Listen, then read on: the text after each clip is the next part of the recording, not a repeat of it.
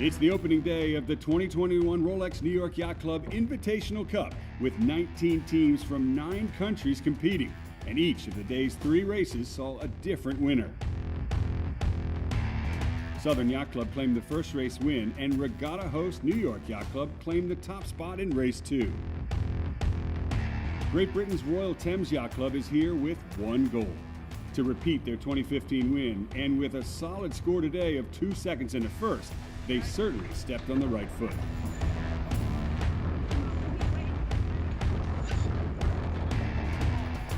We're incredibly excited to be back here after a couple of years of not being here. And we all had a hard time last couple of years, and just to get here is a great success. So, of course, we're here to win it. You know, we've won it 2 years ago. We know what it takes to win it. You know, I think that's the difference. We know what it takes to put a campaign together to win this event. We do mean business this year. We're here to really put the pressure on for the team, against all the other guys, and just see where we end up. We're here to try and do as well as we can. I'm here to have a really nice time, and that's probably our A1 goal, is to have a nice time. Canada's Royal Vancouver Yacht Club sits in 5th overall in their first Invitational Cup. A great opening performance for a newcomer despite a very talented field, which offered tight battles and photo finishes. The racing action continues tomorrow here in Newport, Rhode Island.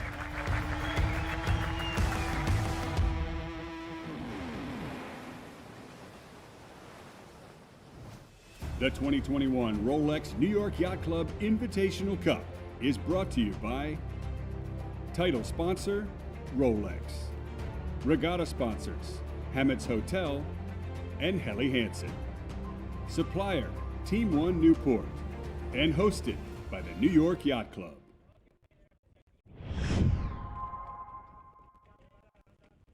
The 2021 Rolex New York Yacht Club Invitational Cup is sailing's premier Corinthian keelboat competition, and this year 19 teams from 9 countries have sent their best amateur yacht club sailors to fight it out here in Newport. I'm Tucker Thompson, along with my good friend Andy Green. We're broadcasting live from the New York Yacht Club's beautiful Harbor Court facility here in Newport, Rhode Island.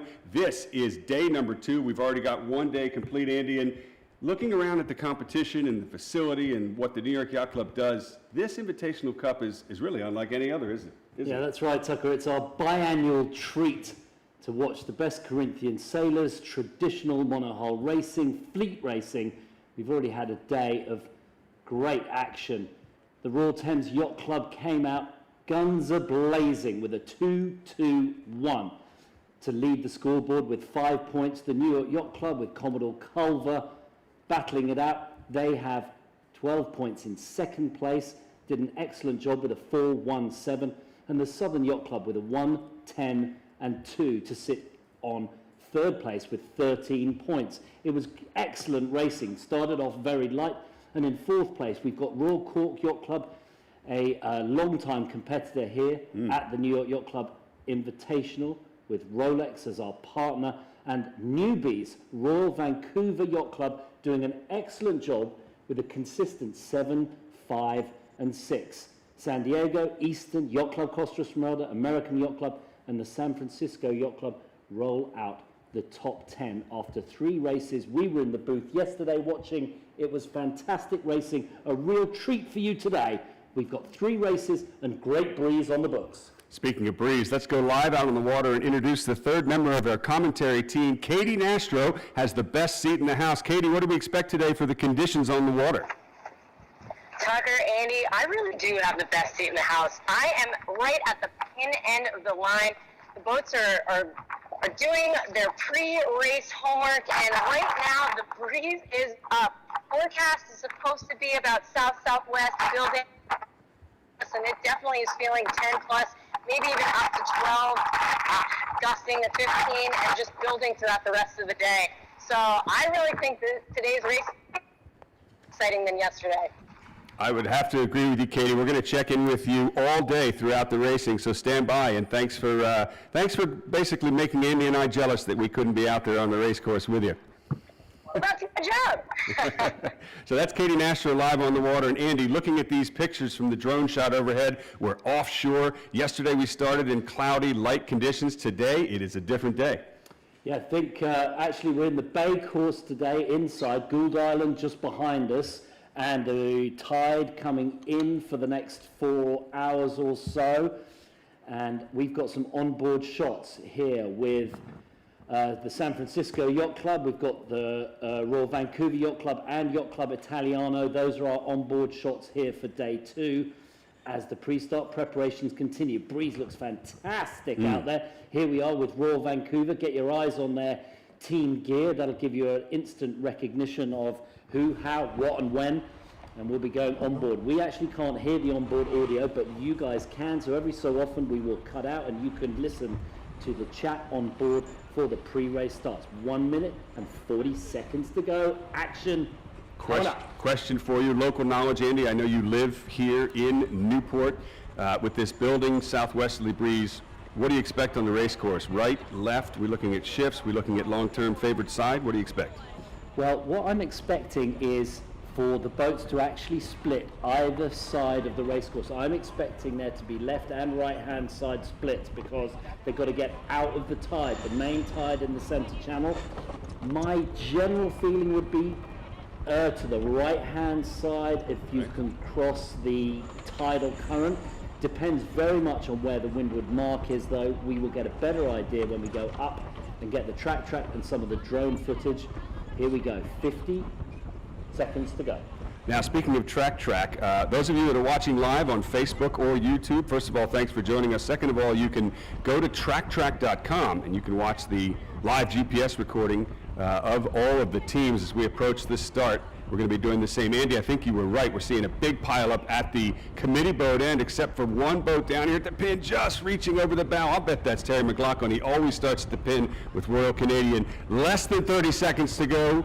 You can feel the tension winding up as the fleet approaches the line. I think our timing graphic might be off. That looks like the start. Race number 3 is underway. Oh, that looks like bow number 5, very close to the line. Royal Canadian Yacht Club, Terry McLaughlin. There goes the gun, and I'm sure surely that's an X-ray flag. We'll keep an eye out on the race committee action. Maybe a couple of boats over. Who was that to look? But surely Terry McLaughlin over the line, just to leeward. What is that? Bow number 10, I think that is. Royal Thames. Royal Thames. Yeah, there we go. Bow number 10, Royal Thames. They made a decent start at the pin. One boat over, I think. Might have been Royal Swedish if that was number 6, I'm guessing. We'll check on track, but beautiful start for Royal Thames, who won the last race yesterday. Loads of boats over. Yeah, My goodness. We're going to get OCS bow 20, bow 5, bow 8, and bow 9. So that is Royal Bermuda over. Bow 5 is Royal Canadian, bow 8. That is the American Yacht Club, and bow 9 running down the list. Argentina, Yacht Club Argentina. Yacht Club Argentina, here we go. Yacht Club Costa Smeralda now going upwind. Looking very cool and calm, but they're slightly second row. That's bow number 14. Straight into the action. What fun. Great stuff. Just as you mentioned, Andy, we're seeing a bunch of boats tacked off heading to the right, another pack of boats heading to the left, so the fleet is already spreading out just minutes after the start. There's very humid conditions out on the race course today. There's a lot of weather activity just to the northwest, and we are seeing temperatures up into the 80s, but with an incredibly high humidity rate for today. There are some tornado watches about 100 miles to the north-northwest. A lot of weather out there. We could see some shifting breeze as this weather comes through. Little rain potentially in the forecast, but there, look at that. Beautiful conditions, low cloud cover, but racing is underway. Royal Thames on just directly in front of us, bow number 5 putting their bow down. Some of the other boats tacking to the right hand side. I kind of prefer the left actually right now looking at it. The boat just to windward of Royal Thames. Let's take a look on track and San Diego. yeah, San Diego, very good for San Diego. Nice work there. On board now with Royal Vancouver Yacht Club, as I said in the intro. 7, 5 and 6 newbies to the Rolex New York Yacht Club Invitational, but they know what they're doing, and much flatter water today. Yesterday on the ocean course, incredibly bumpy, we saw a lot of twist in the sails. Now winding down the sails, real flat jibs, a lot of runner on, and the breeze forecast to increase potentially up to 16 to 18 today. Yeah, this is perfect conditions for these Mark Mills design, Melgus built IC-37s. The New York Yacht Club owns a fleet of 20. I don't know any other club in the world that has a fleet like this. And this basically, Andy, of all the competitions you and I have commentated on, every now and then I'm jealous of the sailors out on the water rather than sitting here. And this has got to be one of those times. Newport, Rhode Island, perfect conditions, great fleet of boats, excellent fleet of yacht club amateur competitors. Looks like a lot of fun out there. Yeah, just to the west of Prudence Island, so quite a long way in up to the north, tide against, and I'm actually thinking that the left-hand side is going to be less tide. I like the left of Royal Thames, that's where they're going for. Now they've got a coach with them this year. Many of the top teams now bringing coaches. They can't speak to the competitors throughout the day, but they can debrief at the end of the day and give them some insight into what the tide is doing, what the breeze is going to do. Looks a little lighter right now, but quite like this left-hand side going into lighter tidal conditions off the western edge of Prudence Island. If you look on track overhead, Royal Thames and San Diego Yacht Club getting quite close inshore. That's the basically the island ahead. They've got to tack at some point to get back out and check in with the rest of the fleet. Right now, track has Royal Cork in the middle of the race course, punched in the lead, but only just. The problem here is the tide probably slightly better on the left, slightly less tide against them on the left-hand side, but potentially breeze from the southwesterly direction tends to come over the Jamestown Island shore, which is on the right, and that may spot for a few right-hand puffs up and down, up the race course. Well, let's check in with somebody out on the race course to give us a direct report on what she's seeing. Katie, can you hear us out there? I can, Tucker. Can you hear me? It's a little windy as we are following the racers. We're sitting right next to the Royal Thames and San Diego, right just on their back tip. And, you know, they are really going close to Prudence Island. We're getting into some, I would say they need to tack sooner than later. And I think they're just looking out. Oh, yep, they are getting prepared to tack now. Yeah. They're definitely edging their bets to this left-hand side of the course. And they are not the only ones. And San Diego is also looking to tack, hopefully just above Royal Thames. The breeze is pretty even out there, definitely up. I'm really curious to see, though, as we go up the course, what that right-hand side is looking to do. Well, that was my next question for you. So you've got a pack of 6 boats off of Prudence Island. They're all getting ready to tack now, one at a time, as they get inshore, out of the foul tide, and the rest of the fleet offshore in more current. Who do you put your money on, this pack of 6 to the left or the boats that have gone to the right? You know, all the boats to the left, they looked a little bit bowed down, and now it seems to be they appear to be in phase. So, to be honest, like I said yesterday, Royal Thames and San Diego Yacht Club, Tyler Sinks is a very knowledgeable sailor. I would put my money on this pack of boats right here to the left-hand side. They're all now in phase, heading out to the right. So, I would say, you know what? I'm not a betting woman. I'm not a betting woman. I put you on the spot. Let me shift it back to Andy. He's got a lot of local knowledge here in Newport. Andy, off of Prudence Island, that pack of 6 that have now tacked onto port, are they going to get a bit of a geographic lift off the island? They might get a little geographic lift, but it'll be more about just in 0.2, 0.3 of a knot of less current on that left-hand side. Interestingly, Royal Thames tacked prior to San Diego Yacht Club, and San Diego actually let them duck underneath them, and San Diego now furthest left-hand. But here on Royal Vancouver Yacht Club, they are on starboard, and they are in the middle of the fleet, so we'll start to see some of those boats just a tiny bit in the left of screen. Those are the boats. There's the end of Prudence Island. You can see top left of your screen. Big puff. Oh, big right-hand shift and puff there on Royal Vancouver on starboard. but I'm still edging towards this left-hand side. And a boat punch, Southern Yacht Club punched yeah. in the middle, and they've just tacked onto port. Lovely pictures from the drone behind them. You can almost see the right-hand shift that Southern is hooked into. Look at, or that they were coming across on. I think Southern is got this one in the boss seat, Andy. Yeah, in the background that is Hope Island, uninhabited, but a beautiful island there. Just don't get any deer ticks a lot of deer ticks on Hope Island. They're on. Look at Southern's angle coming across on starboard. Yeah. They're still on Massive. starboard. Yeah, They're still yeah. on starboard. That Yeah, is and a huge big right-hand wind-up. shift. I thought they tacked onto port, but Southern in a big right-hand shift. So we'll see how this ends up. And actually, we're looking at Royal Thames. They've got their bow down a little, so not so good for them. As we said, they gained the advantage from the tide at Prudence Island, but they're losing slightly on the right-hand wind. To the shift. So that's the pack of 5 or 6, all on port, coming from the left, facing what looks like the current leader, Southern Yacht Club. Yesterday they had a first, a second, and a 10th. No throwouts in this Invitational Cup. Every race counts. This is a team, Southern, that has won it before. So has Royal Thames. And those are your two leaders as they approach each other. Port starboard. Look at the amount of main twist on Royal Thames, Andy. Yeah, I'm surprised they got quite as much twist as that. I'd be expecting them just to grind that mainsail on a bit, but that may be because they're going into those waves a little more.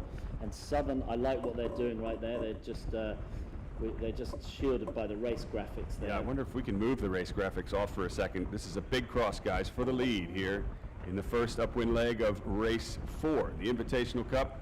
Nope, we needed that cross. Let's go back to the overhead drone if we can. Yeah, good. Big cross. We can see it in the graphics there. Okay, here it is. Lovely. Andy. Very good. Southern Yacht Club taking that right-hand shift, and I think that we may see them just tack straight onto Royal Thames here, make their life hard. The only reason they wouldn't do that is if they like the right-hand shift and want to keep riding it. Maybe that's what they're doing. They're just carrying on a little bit. I'm surprised if they don't tack here, but that would show that that right-hand shift is really boss. Johnny Lovell, the helmsman there on the Royal Southern, and they are previous winners in 2017. I didn't know they were a Royal Club.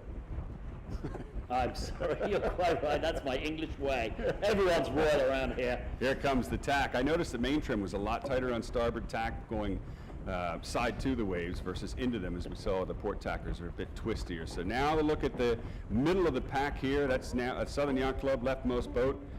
Most of the boats are on port. There's a few stragglers out to the far right, Andy. Oh, look at the Royal right-hand Cork. shift still coming though. Royal Cork was in a nice righty there as well. So this may be more of a permanent shift than it is just a puff. Bow number 3, closest to us, on port. Now, their biggest threat next, great pictures here, is the Royal Vancouver Yacht Club in 5th. They have got that big right-hand wind. Look at that. I think they might cross Southern Yacht Club here. No, they just decided to flip it over and tack and lead the fleet out on board straight in with Royal Vancouver. Let's listen in.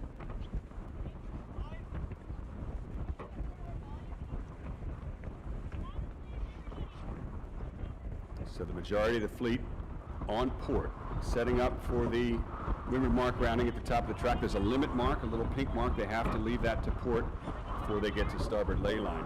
2 boats to the farthest right are New York Yacht Club and the San Francisco Yacht Club. New York arguably has the best local knowledge of the fleet. I just wonder if this right-hander holds, whether you could see New York punch up into the top 3 or 4 spots as the fleet converges. Top mark, race 4, second day of the Invitational Cup. Brought to you by Rolex. Yeah, some of those boats from the right-hand side just trying to make their gains come back into the fleet. I really like what the Southern and Yacht Club and Royal Vancouver Yacht Club did. They just tacked to consolidate their lead, get back into the middle of the race course. Bottom of screen. Bow number 17, San Diego Yacht Club, Tyler Sinks, the helmsman. He sailed extremely well and almost won it 2 years ago, right? Save for a last windward mark snafu where they touched the top mark. Yeah, other than that, they would have walked away with it. He told me earlier he might not have come this year had it not been for the sting of that loss and finishing second to Royal Sydney. So they're back with a vengeance to try and win. Unfortunately, due to the current health pandemic, Royal Sydney Yacht Club from Australia couldn't make it, as well as a few other teams, New Zealand, some of the Asian teams. But that opened the door for more younger American teams to compete. Newcomers like Norotan Yacht Club. Tyler Sinks with Jake Ladow from San Diego Yacht Club, Carissa Crawford, Drew Frieders, Max Hutchison, Nicholas Kanchkat, Nicholas Martin, Tori Porter Martin, and Duncan Swain.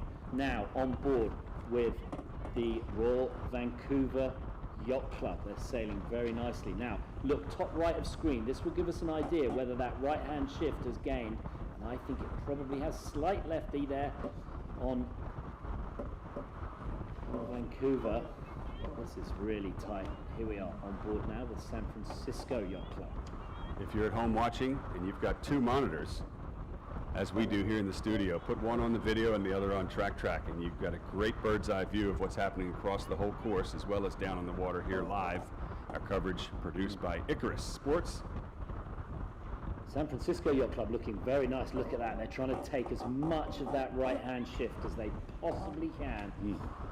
And that is looking very nice on the track. They look like they are making the most of that for sure. San Francisco Yacht Club on board. This is lovely with them. And I'm just going to give you a little bit of their crew info right now. Thank you, Andy. Sean Bennett is helming. Looks like he's doing a lovely job. Tactician Don Jesberg, Eric Baumhoff, Ethan Doyle, Melissa Fegan, Gregory Felton, Matt Frymer, Nicholas Gibbons, and Dana Hayes from the San Francisco Yacht Club. They've only been at this regatta once before in 2013, but they came 13th, leading currently. Look at these two boats on your screen. Farthest left of screen, both on starboard, the San Francisco Yacht Club and the New York Yacht Club. According to Track, they are the two front runners in this persistent right-hand shift as the fleet approaches the top mark. Yeah, I'm getting word from the racecourse. Big right-hand shift now. Staying in. That'll benefit the boats towards the right, although, yeah. New York Yacht Club skippered by Commodore Chris Culver, the only sitting Commodore to have ever competed in this regatta of any club. There are actually 4 Commodores competing this week. Commodore Culver finished second 4 years trying to qualify to represent his club, and this year he finally did, the year he's a Commodore, and now they are fighting for the lead in this race at the top mark. On board again with Royal Vancouver. That right-hand side, it's all about the breeze. The tide really didn't have any effect because the breeze, at least a 10 or 10 degree shift to the right-hand side. They're getting towards the windward mark now. San Francisco Yacht Club, New York Yacht Club, and Royal Cork just got enough to the right-hand side. Big puff there. You can tell by the heel angle, the main got ease and then trimmed back in as the helmsman puts the bow up. Now on board with the San Francisco Yacht Club. They've just tacked to port, looking for lanes to get out to starboard ley line. It's getting crowded. Yeah, they tacked on top of New York Yacht Club. That stemmed just to leeward. That's New York in shot on the right-hand side. This is their final approach to the windward mark, but there are other boats coming in. It's bow number 13, Royal Cork, who've got the rest of that right-hand shift, and to windward of them, I think that is Eastern. Billy Lynn, also fighting for the front. Royal 16, yeah, very good, Bill Lynn. There's the top mark. Good stuff. Out in front it is. Royal Cork followed. Oh, the jibs come down. The jibs come down on the third boat there. That was what was that? Bow number. See if we can pan right. Oh, look at that. Someone's lost the jib. Yeah, look at that. Oh, number 2. Oh man, that's. Okay, on number 2 is Southern. No, sorry. The San Francisco Yacht Club is bow 2 in third place. What happened there? I think they just let the halyard go when they shouldn't have. They were prepping for the spinnaker hoist. Someone. I can tell you exactly what happened. You're supposed to keep it on the pit winch upwind and leave the jammer open to adjust the halyard. Yeah. They took it off the winch to put the spin halyard on and left the jammer open. Oh. He'll be buying beers tonight, I guarantee you. Well, they're still well in the hunt though. Well, luckily they made it up around the mark and are still able to get in the mix with Royal Cork, Eastern, Royal Vancouver, and Southern Yacht Club. Your top 5. Where's New York? In 7th, just behind Royal Canadian. Royal Canadians won this event twice and finished 2nd. Terry McLaughlin having a little bit of a rough regatta this time. The rest of the fleet piles in very close. Let's see if we can bring Katie Nastro back into the, let's see if we've got her here. That was New York Yacht Club actually in 4th, leading Royal Cork, then Eastern, then San Francisco, then New York Yacht Club, then Southern. New York Yacht Club did a nice job of actually getting around from that port position. Now they're defending their position. San Francisco and New York Yacht Club to the left of screen right there, going a little higher. Royal Cork and the Eastern Yacht Club able to get a little more depth and making quite substantial gains. Big luffing battle going on there. New York finally gives it up. San Francisco Yacht Club was luffing them off the race course. Meanwhile, the front runners continue to extend. Let's see if we can bring Katie back into the broadcast. Are you there? Hi, yes, I again have the best seat in the house. You two should be jealous. I know we are. Right now, I am at that top mark. Everybody is making their way downwind. The spinnakers are flying. The breeze is on. I'm looking right now at Yacht Club Italiano. I had the pleasure of being on board with Ilaria Pasterno earlier today, and you know that is a young squad. This is the first time that they've all raced together on an IC37 and in general in an Invitational Cup. So they are the youngest ones there, and I just can't wait to keep my eyes on them. And I think it's a little bit of an inter-country rivalry between them and Costa Smeralda. Oh yeah, I'm sure. The Italians certainly bring a flare of energy to any regatta that they compete in. Let me ask you about the San Francisco Yacht Club. Were you close to the mark to see what happened when that jib went?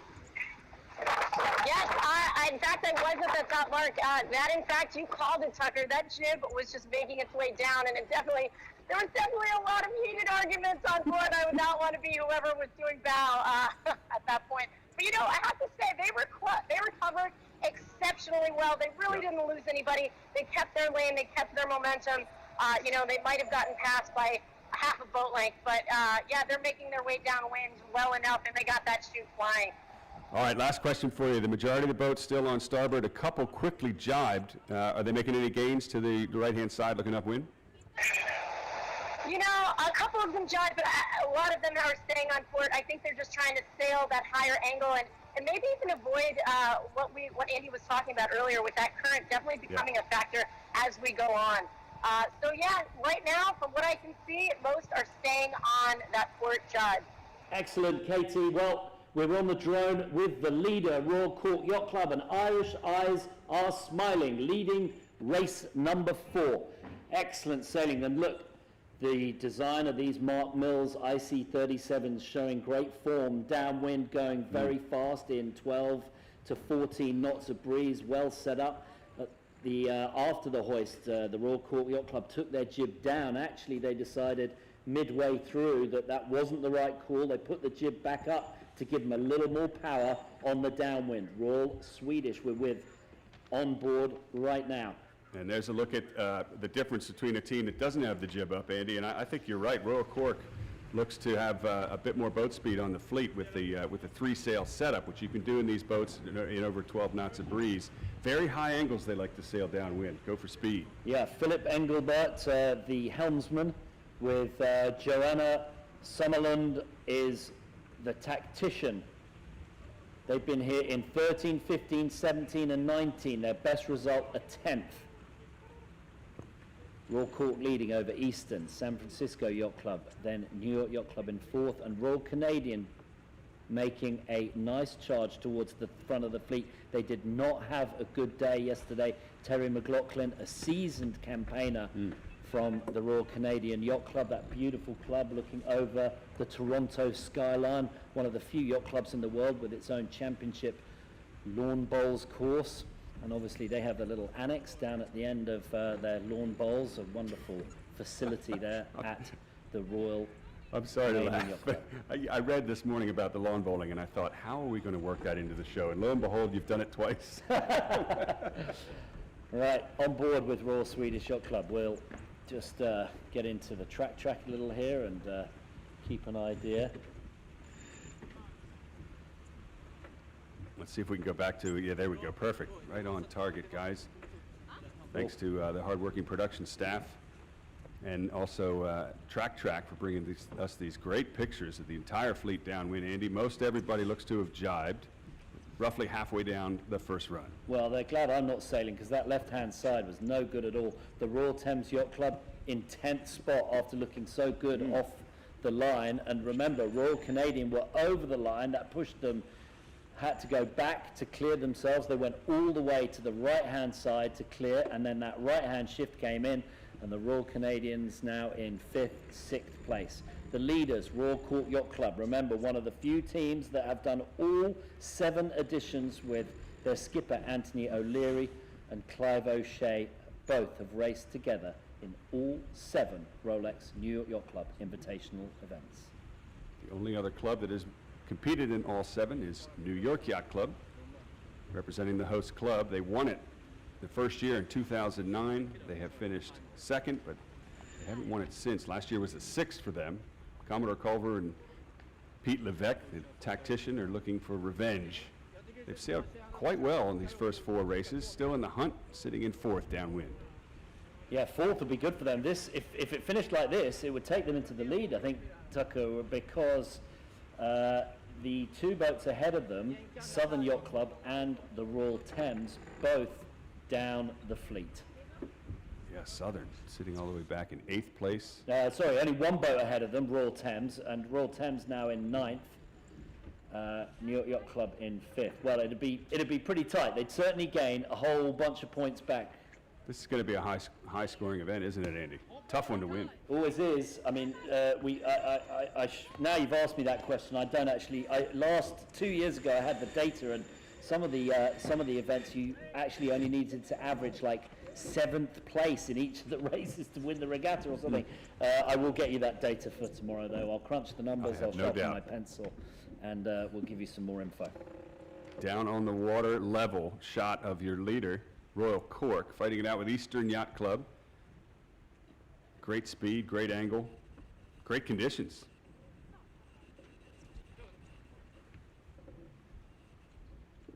Breeze looks to have picked up a little bit on this run. Forecast to go. That in the background, that is the northern tip of Jamestown Island, and then to the right, well off, is the West Passage between Jamestown and Narragansett, and just to the right in the background, Quonset Point, which is a large container terminal and military airbase.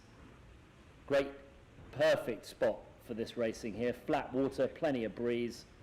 Bring it on. Now, you know, these type of conditions really separate good crew work from and good experience from those that perhaps have less. Yesterday, at this point in the race, the last race, the fleet was compressed within just a few minutes of each other. But Andy, right now, they are spread all the way out across the track, at least 5 minutes between the leader and the boats bringing up the rear.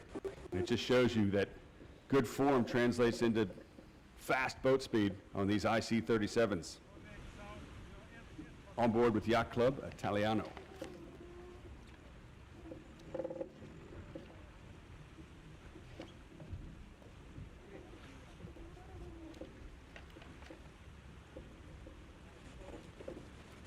That Yacht Club Italiano, we can see a lot of the boats ahead of them at the moment.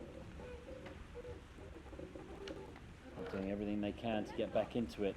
Ilaria Paternoster is the helmswoman for Yacht Club Italiano. Matteo Capurro, the tactician. Their best result, a 9th 2 years ago, 2019. But Ilaria has got quite the sailing resume. First in the 2012 Youth Sailing Worlds in the 420 women. I believe it's 420 girls actually, youth. Junior European overall and women's champion. She bringing it on. Here we go, down to the bottom mark, and Royal Cork Yacht Club leading very comfortably. The battle is all behind them. Oh look, an incident left-hand side between Eastern and New York Yacht Club. I think, is that Eastern and New York Yacht Club at the... Yeah, New York just jibed in front of Eastern.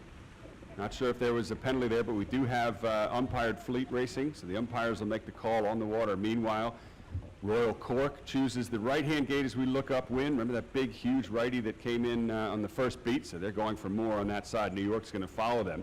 Billy Lynn and the Eastern Yacht Club crew look to be set up for the opposite gate just to effect a split. I wouldn't be surprised if we see them tacking relatively quickly onto port. Let's see if Katie Nastro can join us again. Nope, we've lost her. Andy, I'll take Well, one New York grab. Yacht Club had a stellar downwind leg. They played that perfectly.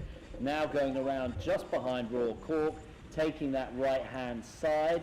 They're looking for that breeze advantage. I don't know whether the shift will have come in again. Is the shift going to go back to the left?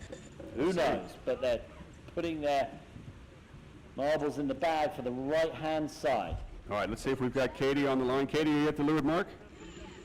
I am indeed, yes. We have boats coming, more boats coming in. But what a really crazy downwind leg. The breeze appears to be up. I have to say, just looking across the course, looking upwind, I wouldn't put bets on either side of the course. We have San Francisco and Eastern heading out to the left-hand side, even though they played the right. So I am also curious to see if that right comes in, Andy. All right. Yeah, are you seeing a permanent shift, or is it more puffy left and right hand shifts from a general average direction?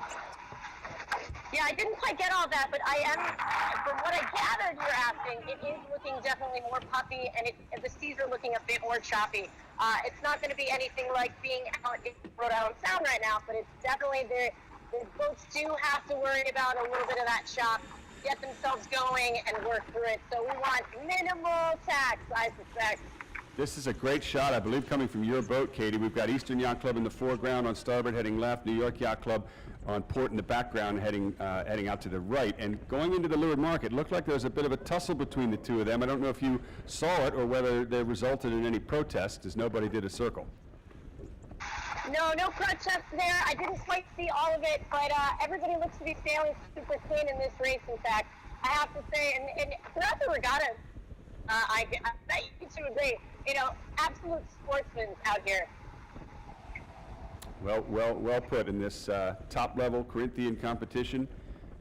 Pretty much as good as it gets here in Newport, Rhode Island. Katie, thank you. We'll check back in with you throughout the race as the fleet heads back upwind. Andy, the majority seems to be favoring the right-hand side. They took notes on the first beat. Yeah, right-hand side actually looks like, because of that right-hand shift, the right-hand downwind mark gate is slightly closer to the windward mark, so the majority of the boats going to the right, and that may be because they're able to actually get out of the tide a little better now on the right-hand side.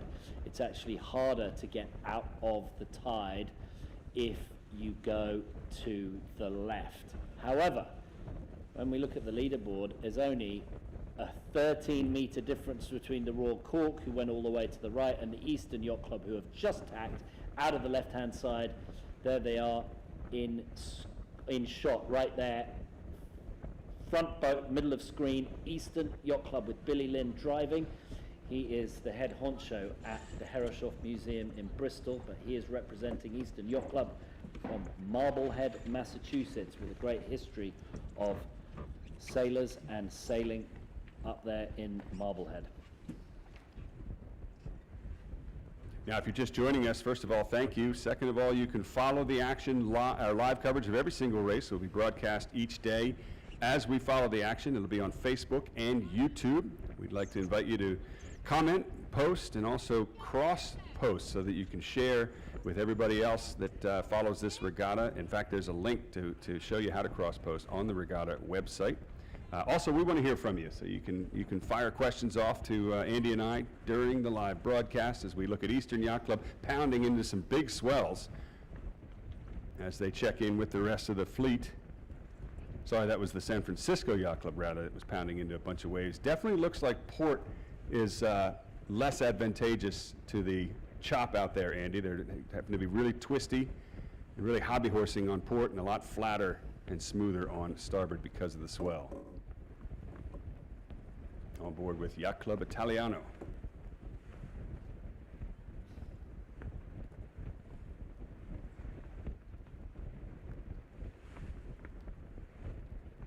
Royal Thames sneaking their way up the leaderboard, now in 6th They went around the windward mark, I think it was in 12th or something, no good at all, and now they are taking the benefit of a lot of their training. Constant ancient adjustment here on board. Yacht Club Italiana, Ilaria on the helm, look at that. She looks like she was born to do it. Super sailing here. Lovely to get these onboard shots.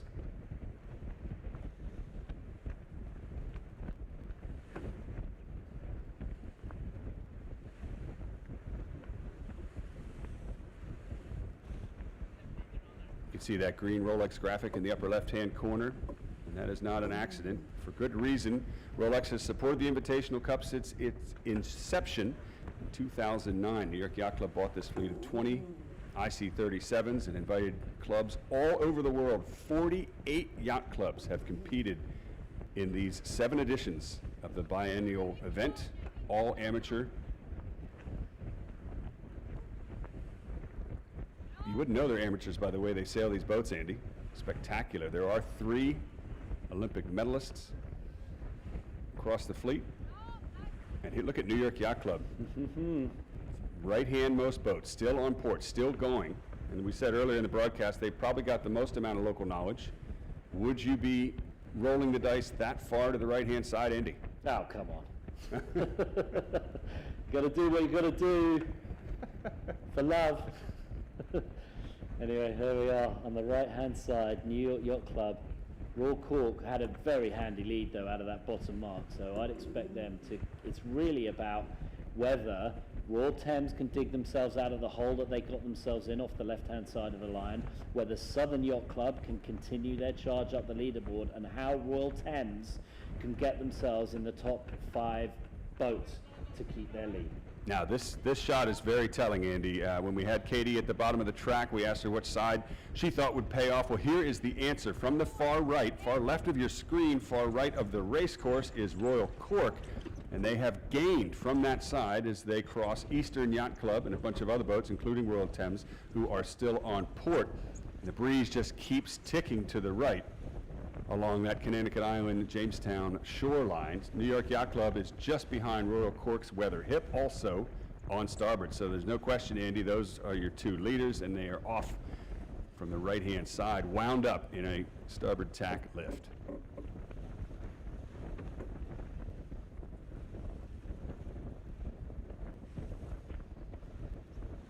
Four other boats on port are trying to get into that right-hand action. It's Eastern Yacht Club, the San Francisco Yacht Club, Royal Canadian, and American Yacht Club in their first Invitational Cup.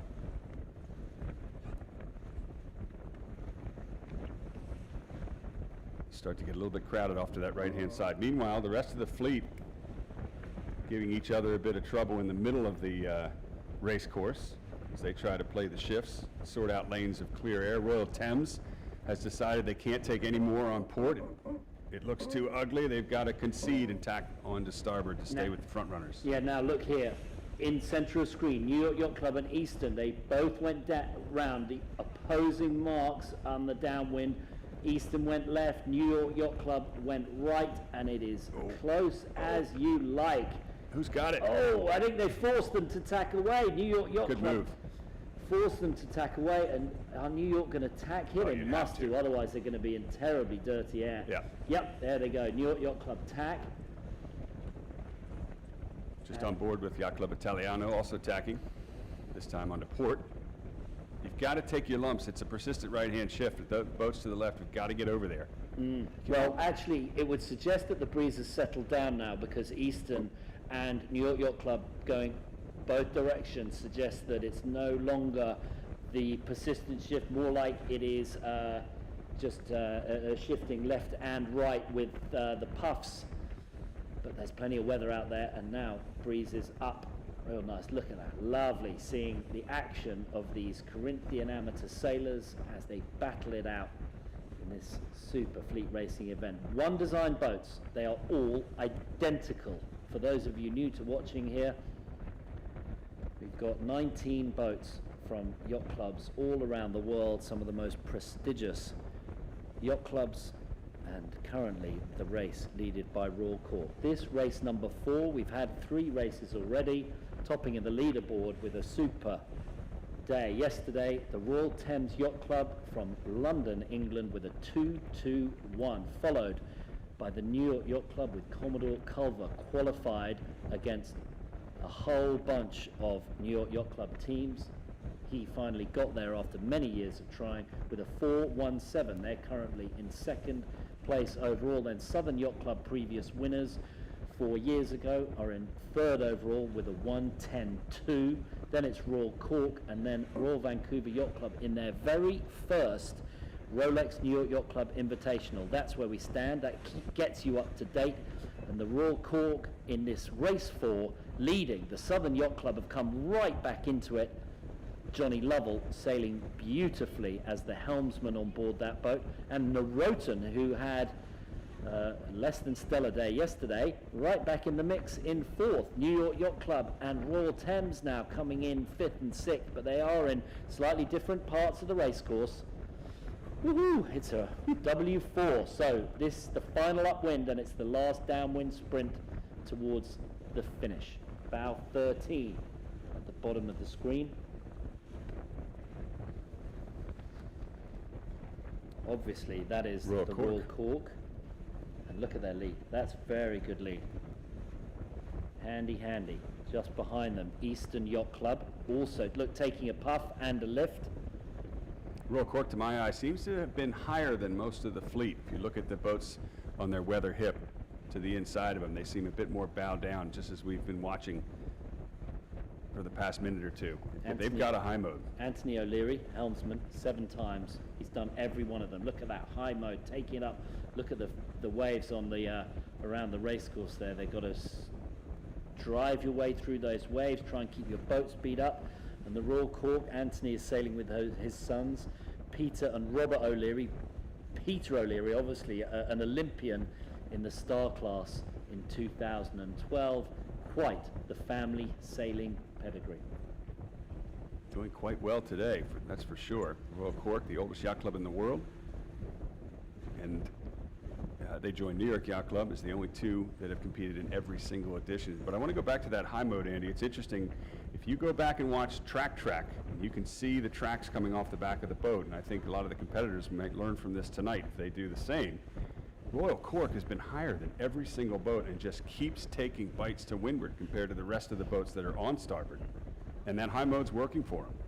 Yeah, this right-hand ley line, there we go. Look at that high mode. That is amazing. Right, look at the difference. Royal Cork, look at that. They are taking all of the height they can. Now, oh, look, that gives you an idea of the different puffs around the racecourse. So Royal Cork are now out of it, but the boat behind them, Eastern Yacht Club, start to get their bow up, and they take the advantage from that right-hand breeze.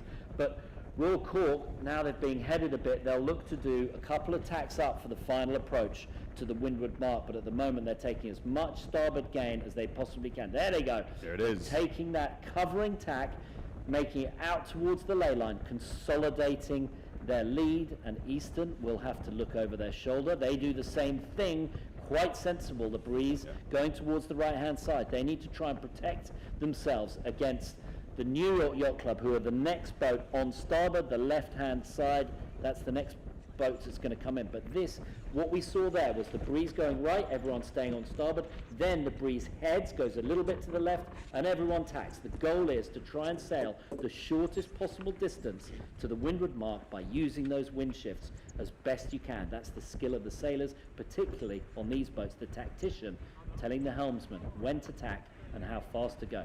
Now, Eastern and New York, looks like Eastern just going to squeeze around the front of the New York Yacht Club. We had a bit of cloud cover this morning. It's starting to clear. Andy, I wonder if there's a bit of vertical intermixing in the breeze, because I noticed, you can see from the helicopter shot that there's a bit of puffs on the water, and we certainly saw from that last shot of Royal Cork the difference between a puff and a lull. I think the puffs seem to be righties, as we've been watching this race, and then once they get over the puff, they go bow down again.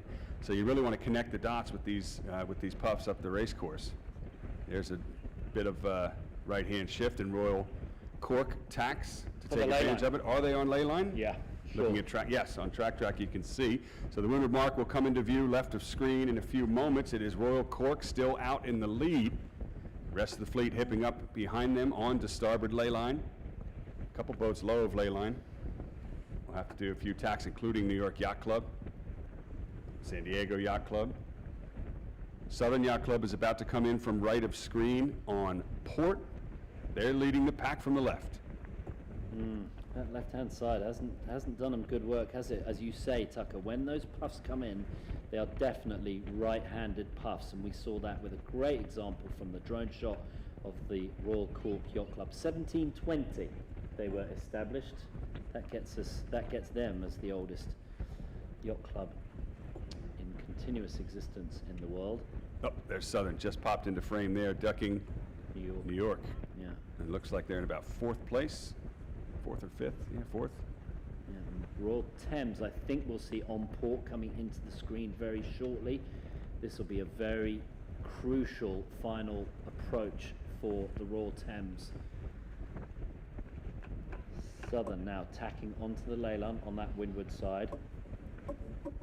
Everyone peeling out, they're not on the ley line yet, and the New York Yacht Club are getting themselves into a slightly dangerous position if they can't lay this mark. There they go. They're bailing out now.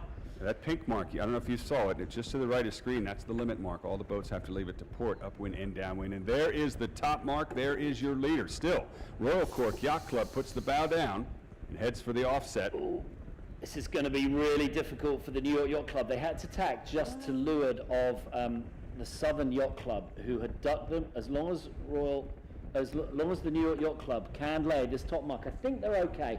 Pete Levesque, the tactician, he just called for their tack to leeward. I'll tell you what, two downspeed tacks just to leeward of a windward boat and making it stick. That's impressive. Yep, very good driving there. Excellent sailing, and Royal Cork now. And they're in the dirty air of second place, Eastern Yacht Club, Billy Lynn at the helm. He's just rounded. There's New York overlapped with Southern, third and fourth at the top mark. Yeah, they did well to get out of that little difficult situation early on. Great shot of your leader, Royal Cork Yacht Club. See if we can bring Katie back in, because I think that shot's coming from her boat. Katie Nastro out on the water. Have we got you?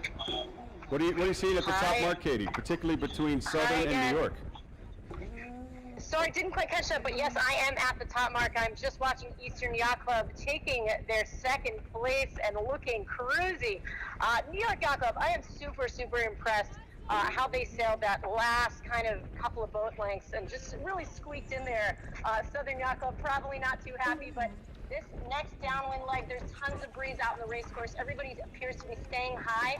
I think they're all going to be wanting to just kind of gain some speed, and then as you mentioned, Andy, this is the final sprint into the finish. The only ones that I see for myself out here that are going left is San Diego Yacht Club. I think they're just going to hedge their bets left a bit and see if they can get their own lane in clear air and not follow the top tack. Perfect, Katie. Thanks again. We're going to check back in with you once more before the finish. Right now, we're going to rejoin the action. Most of the fleet on starboard. Andy, I've got a question for you. These boats, and most of them are choosing a three-sail reach setup downwind. At what point can you take digs down low, or do you have to keep the boat ripping and trying to semi-plane? Yeah, I think in this breeze it's all about going fast. There's no need to take depth here. It's all about getting it on the step, going fast as you can, and we can see here that the American boat, the Stars and Stripes, all over the front of the fleet here, second, third, fourth, fifth, and sixth. And that's why we can see all of those American flags heading downwind, led by the sole foreigner, the Royal Cork Yacht Club. But a substantial lead for the Royal Cork. That is an indication of how shifty the breeze is and how well the O'Leary family and their crew have done getting them out in front. The only lead we've seen similar to that was in the third race yesterday, when the Royal Thames did a super job of extending their lead around the racecourse. And often the reason why that happens is the boats in second, third and fourth start to slightly defend their position rather than try and extend. Defending, tacking on the boats behind, managing the fleet, and so that often loses you a little space, whereas the boat at the front, Royal Cork, now decide to jibe onto port. That's what they call a late main jibe. You try and get the spinnaker filled on the new side before the main flips over. This, the final leg, downwind to the finish for race number 4 here. Royal Cork look nicely in control. And San Francisco, San Diego Yacht Club jibing. I think that was Tyler Sinks. And it looks like a little problem here for the New York Yacht Club. no, New York Yacht Club are just underneath Eastern Yacht Club. I don't think Eastern can jibe. Can New York Yacht Club jibe? I don't think they can, because I think Southern Yacht Club are keeping them out. So there's a little standoff here between these three boats. You can't jibe onto port unless you can cross clearly, because starboard, which is the jibe they are currently on, holds the advantage. Well, and even if they can cross with the boat to leeward so close, all the trailing boat has to do is jibe on their breeze and try to roll them. That's why New York is putting their bow exceptionally low compared to Eastern Yacht Club, and they're just anticipating that jibe. It's got to come soon from Eastern Yacht Club, and New York is setting up for the pass. Here's Eastern Yacht Club. They're looking Back, aren't they? Yeah. Can we jibe? Not yet. Got to go pretty soon, or they'll run out of runway. Yeah, they're getting quite close to the ley line here. This is what the tacticians are all thinking about. How much further can we go before we are not laying down, or we've gone past the ley line to the finish line? I don't know if the cameraman can hear us out on the water, but okay, there they are calling for the jibe. They're talking about it. They're starting to run out of water. Yeah. I want to see, thank you, what New York Yacht Club is going to do. Just poised, set up to leeward. Southern's already jibed away. New York. They got a jibe. New York have got a jibe. There's so much on port. Yeah, you had to just give that game up. Billy Lynn waited it out. Ooh, not a terribly good jibe on New York either. They released that spinnaker, little crunchy. There is Eastern now, follow straight away on the jibe. There's the two bowman and mastman pulling that new spinnaker down. That's the late main jibe. Make sure you don't get tossed overboard as the boom. Ooh, trouble for New York. Yeah, that was the problem. Massive problem in the jibe, Andy. Yeah, they released that sheet too soon. They didn't coordinate the jibe. Now it is wrapped at the top. Oh, they're okay now, but I don't think that I think they went too far. I think they've gone too far. Oh man, they were getting greedy, just focusing on Eastern and nothing else. What have we got? Gold spinnaker, Royal Thames, still behind. Tell us about the gold spinnaker. Well, same as the Tour de France. If you're the overall leader, you get the golden chute, and you have to use it throughout the next day of your overall lead. I don't believe they change it race to race throughout the day, so Royal Thames going into today as the leader hold the golden spinnaker. Royal Thames, yesterday a second, and a first. They've won this event before. This looks to be, as you look in the left-hand corner, that yellow spinnaker looks to be their worst race as we head downwind. 7th place right now, fighting it out with some wind shadows behind, while the leaders tussle it out in the front. They've gone too far. Eastern and New York Yacht Club went too far, I think. I don't like what they did there. I think that may come back to bite them later on down this final downwind leg, because if there's any kind of right-hand puff or shift, all the boats that jibed earlier will be able to lay down to the bottom mark, and maybe the Royal Thames have got a little sniff of something here. There's the puffs of breeze. Look at the way there is darker wind. So the boat to windward of the Royal Thames, there is in a light spot, but the breeze is about to come down towards them. Middle of the racecourse looks like actually the best place to be. The edge is not so good. Great shot of the 3-sail trim. You can see the leeches there of our leader. Wow, that's awesome. Yeah, you don't want to try and get depth here. You just want to put the hammer down and go as fast as you possibly can. Yeah, New York and Eastern. I think New York just got too greedy there, focusing only on one boat. And Eastern, Billy Lynn waited so long to jibe. He basically won the waiting game, but lost the overall battle to get checked back in with the rest of the fleet. And as a result, they have dropped back to 5th and 6th, respectively. Everyone else is jibed inside them, reaching on port. And New York had that bad spinnaker jibe as well. It didn't help. Royal Cork, meanwhile, has led wire to wire in this race. This is the final leg of 4. Heading downwind inside Narragansett Bay. If you're just joining us, I'm Tucker Thompson along with Andy Green. We've got Katie Nastro out on the water.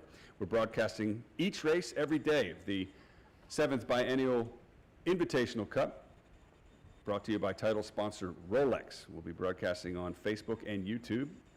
Thank you for joining us. Feel free to like, comment, share, ask questions. If Andy Green doesn't know the answer, he will make it up convincingly.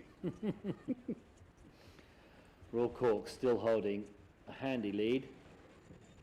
San Francisco Yacht Club, though, sailing very nicely, actually going pretty fast, trying to get over the top of them. It's a long on port all the way down to the finish. There will be one more jibe into the finish, and Royal Cork are getting towards that spot. They've got another few boat lengths to go, then we'll start seeing them jibe back down towards the finishing line. And a big pack of boats behind them, top of screen, a little bit to your left, all giving each other wind shadows, some luffing battles going on there. That whole group effectively slowing themselves down, allowing the two front runners to extend to the finish as Royal Cork leads the San Francisco Yacht Club from California, Ireland over USA. This will be Royal Cork's best finish, perhaps of all. And there are boats coming in from the right-hand side. I think the leading boats went too far to the right on this downwind.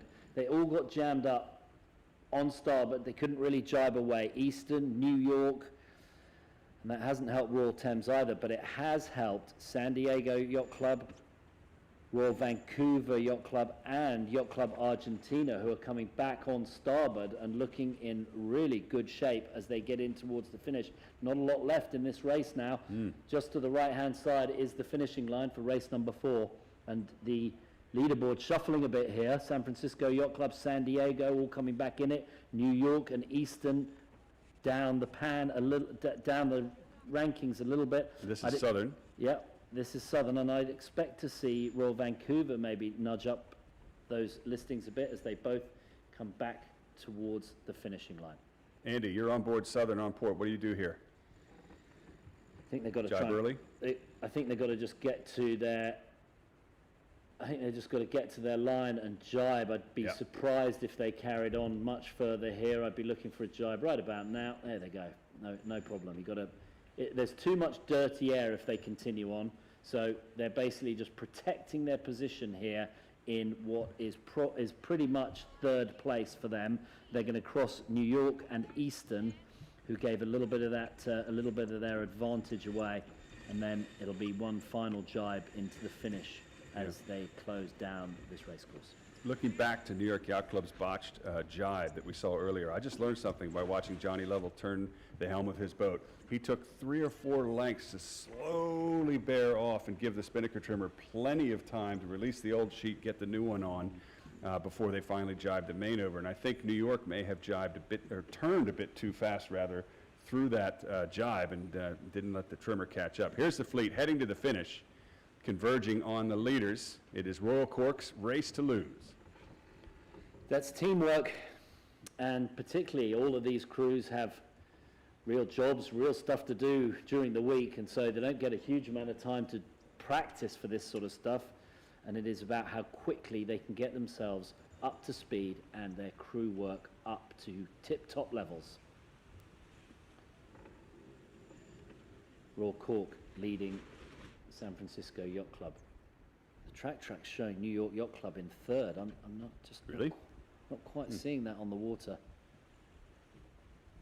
Well, they've jibed. Maybe. But it's, okay, there's a final. I was wondering if there was one more jibe in it on the ley line, and there is for Royal Cork Yacht Club. The San Francisco Yacht Club matching their jibe, trying to reel them in, but it's too little too late for the second place team from the West Coast. Race number 4 of the Rolex New York Yacht Club Invitational Cup will go to Ireland's Royal Cork Yacht Club. Beautifully sailed. I think Eastern Yacht Club and San Diego Yacht Club may have, San Francisco Yacht Club may have gone too far. San Diego and Southern and New York Yacht Club coming down towards the finish. If we pan out here, well done, Royal Let's Cork. see, second and third. The action at the pin end right here. Yeah. This is going to be really close. So who have we got here coming into the pin? Southern Yacht Club and New York Yacht Club, Eastern, San Francisco Yacht Club there. Not a great jibe, but I don't think that matters because they just squeeze their way down. And it'll be all about who can squeeze it in this pack. Oy, is that New York Yacht Club? Yes, they got third. Squeezing into third, my word. Victory from the jaws of defeat. There's Eastern just slipping in over Southern. Yeah. Although the graphic has Southern in third. I'm going to go with the graphic then. No, switched it. Oh, okay, and then San Diego Yacht Club. Your I top tell you. 6. Man, that was close. Yeah, that was. wonderful sailing from the New York Yacht Club to get that back. They could have lost 4 points right there.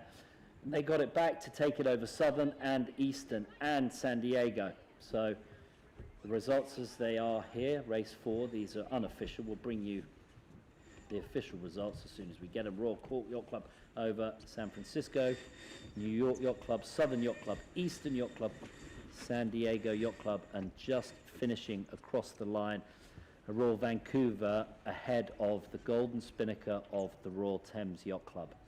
Royal Thames just holding off Royal Canadian Yacht Club, two-time winner of this regatta.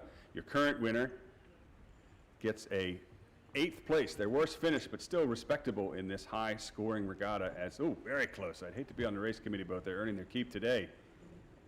Yeah, I think they video all of these, Tucker, just to make sure that if there's any sort of dispute after the fact, they can go back to the video and they'll just adjust the results if there have been any very unusual mistakes. I haven't seen any so far from this amazing New York Yacht Club Race Committee. Of course. Spectacular. We'd like to thank all the volunteers from the New York Yacht Club who put on this spectacular regatta as the fleet comes through the finish line. Andy, that 4-boat pileup that we saw just behind the leaders tells me 2 things. A, the boat speed is close between these one design IC-37s, and B, I think the breeze filled in a bit from behind. It And they did. all caught up to the leaders. Yeah, the breeze Right at the actually has laid down a little bit. There was still some puffs, but it's just laid down from the first round. There we go. Sweden, Finland, Italy. And those last 3 spots, those not the last 3 spots, but the 3 spots that we took a look at.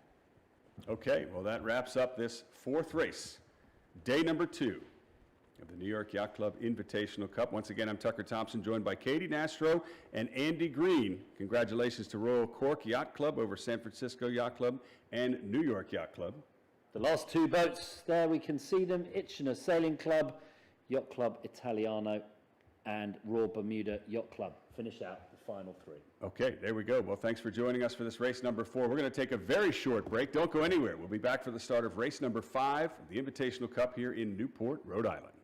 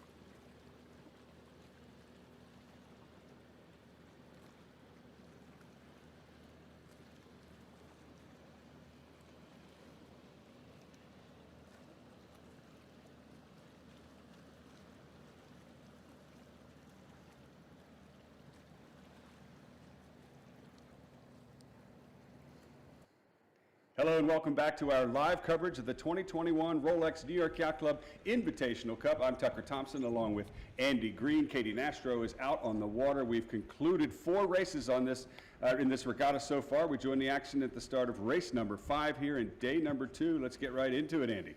Well, Royal Thames an 8th in that last race. That tightens the score with only 2-point lead overall against New York Yacht Club, who finished a very nice 3rd place. We saw them squeak ahead of 4 boats. Southern Yacht Club got a 4th, so they're on 17.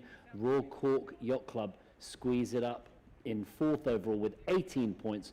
Royal Vancouver continue their consistency, 25 points with a 7th place finish. Those are our top 5 overall right now. The breeze just moderated slightly on the race course now, so no need for any reefs, and we are within 5 minutes to the start. All right, so speaking of the race course, let's go live out on the water. We're just a few minutes away to the start, and the fleet is already setting up. We're on board with the San Francisco Yacht Club.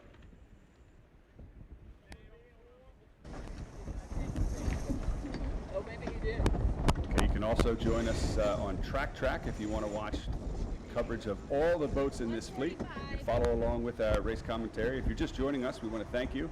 We'll be broadcasting live on Facebook and YouTube all week. It looks to me, Andy, like 1 minute's got to be coming up because most of the fleet is tacking on to starboard. We'll try to get you guys an accurate time port approach here on board for these guys. Yeah, feel free to ping us any sensible questions on the Facebook. It's on all sorts of yacht clubs. It's on the New York Yacht Club Invitational page and the main page as we count down within 1:20 to go now to the start. So all the boats just getting themselves prepped up, readied for the start. The last minute, really crucial. Here we go now on the water. Big pack of boats look like they're set up for the committee boat end. It is a beautiful race committee boat, and I would hate to see some of the paint damage, but most of the fleet is fighting for that right-hand end. We saw shifts favor the right early on in race number 4 this morning. 50 seconds, the countdown. Everybody's hitting the brakes. PRO Lynn Lynch and her crew do a great job, but she advised the fleet yesterday in practice that there were a lot of potential general recall. She let it go, but she won't let this one go as the clock ticks down. Andy, coming up on 30 seconds. Big starboard end favoured. All the boats wicked bunched up on that right-hand side. The Royal Canadian Yacht Club, the ones looking for the pin as Terry McLaughlin. A bit of tide against here. It's tide still incoming for the next hour or 2, but right up there, top side, it is Yacht Club Italiano, Yacht Club Costa Smeralda with 10 seconds now. Bows go down, acceleration is on the cards. There we go, the gun goes, and bow number 14, Yacht Club Costa Smeralda. They looked early. We're going to get a... Oh, yeah, they're already slowing down. They know it. They basically put their hand up like they were speeding past a cop and said, that was me, guys. They're going to slow down and go back. The fleet is off. We may have a few OCSs. We've seen that in just about every start. These guys, even though these are 37-foot keelboats, Andy, they approach the line like a dinghy. All the fleet luffing, and then they basically get a bit jittery, push everybody up to the line, and there it is, right. General recall. Yeah, that's what happens often. When there is a starboard bias on the line, all those boats just getting right jammed up there. They couldn't tell how many of the boats were over. So it is a practice start. Let's general recall and a few minutes of delay as they come back for another start. There may well be a flag on the next start just to give a little more penalty if you're over the line. I'm going to flip through my sailing instructions now to check what exactly the protocol is for this start for those that are Royal Swedish Yacht Club on board there. Bit of sailing karate. Look at that, bit of sailing karate. Yeah, very good. As they run through how they should have done it better.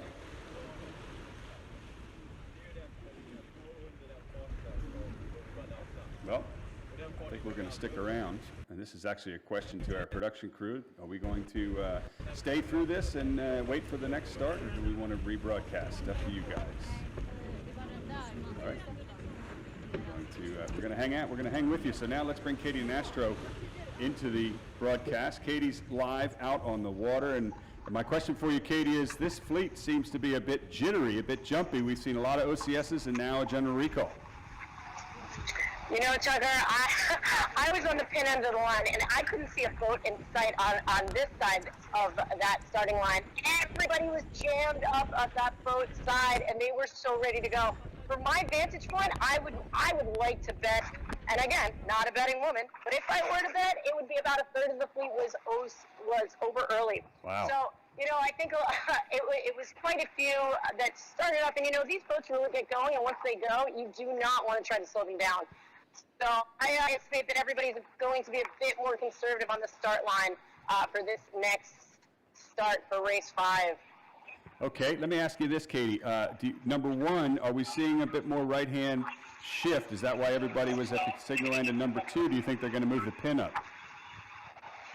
You know, Tucker, that's a great question. I am seeing more breeze from that right side, and as we saw in that last race, that right really paid off time again.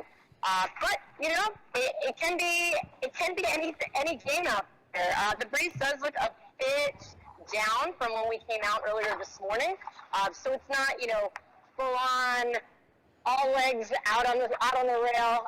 It's a bit more manageable, which is definitely great. And I think for the younger teams or the teams that are less experienced in these boats, that is always good to see for the forecast.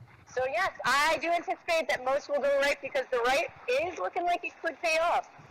Well, right. Yeah, thank you, Katie. And an update from the race committee. The next start will be under a U flag. That is uniform. That is a red and white squared flag.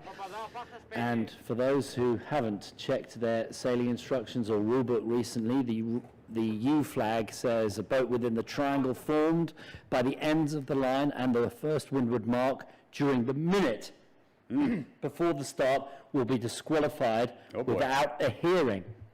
If the race is restarted or recalled, the disqualification is rescinded, unlike the black flag or Z flag penalty. So well, I hope kids, that is you clear. better behave out there. Right? Do not be over, otherwise you are disqualified. And this regatta, no throwouts. No, that's certainly going to raise the stakes a little bit. Well, we're going to take a short break and check in with the race committee to find out exactly when the real start of race number 5 will be. So stay with us, folks.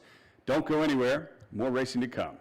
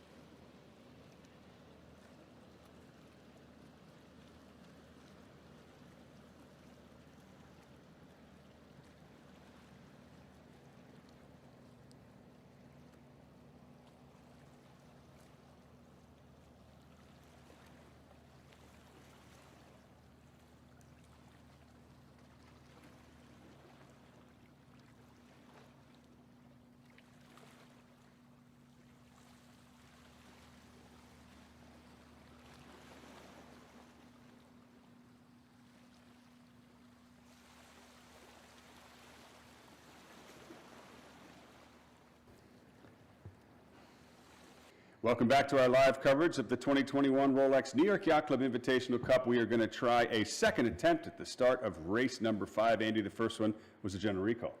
Yeah, general recall quite favoured to the starboard end, so there may have been a bit of a shift after they set what would obviously be a fair line that they set originally. So now they're under a U flag, which means you're not allowed across the starting line within 1 minute of the start, otherwise you get disqualified. So there is about a third to a half a knot of tide against the boats.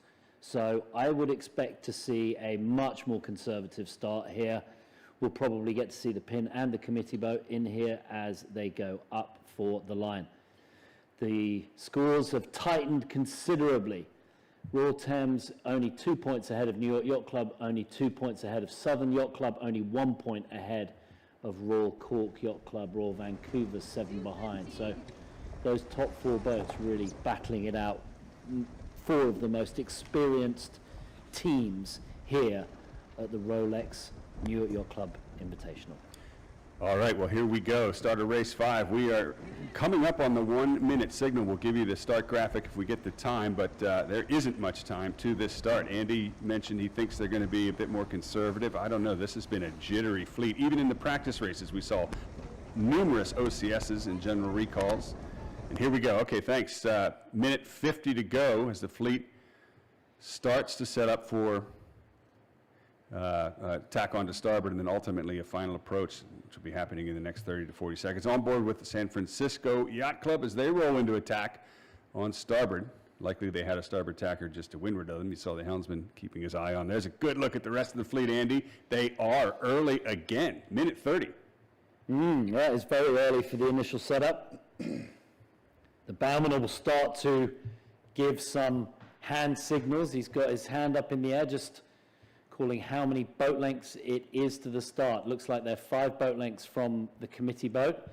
And if he starts circling, he says go faster. If he starts going up and down with his hand, it's slowed down a little bit. But really, the helmsman looking back to see if anyone's going to duck underneath them, hook them, cause them any trouble. This is a great view of... Slow down. Yeah, slow down. You're getting close. Great drone shot overhead. Andy, the fleet is still favoring the right-hand side of the starting line, coming up on 40 seconds.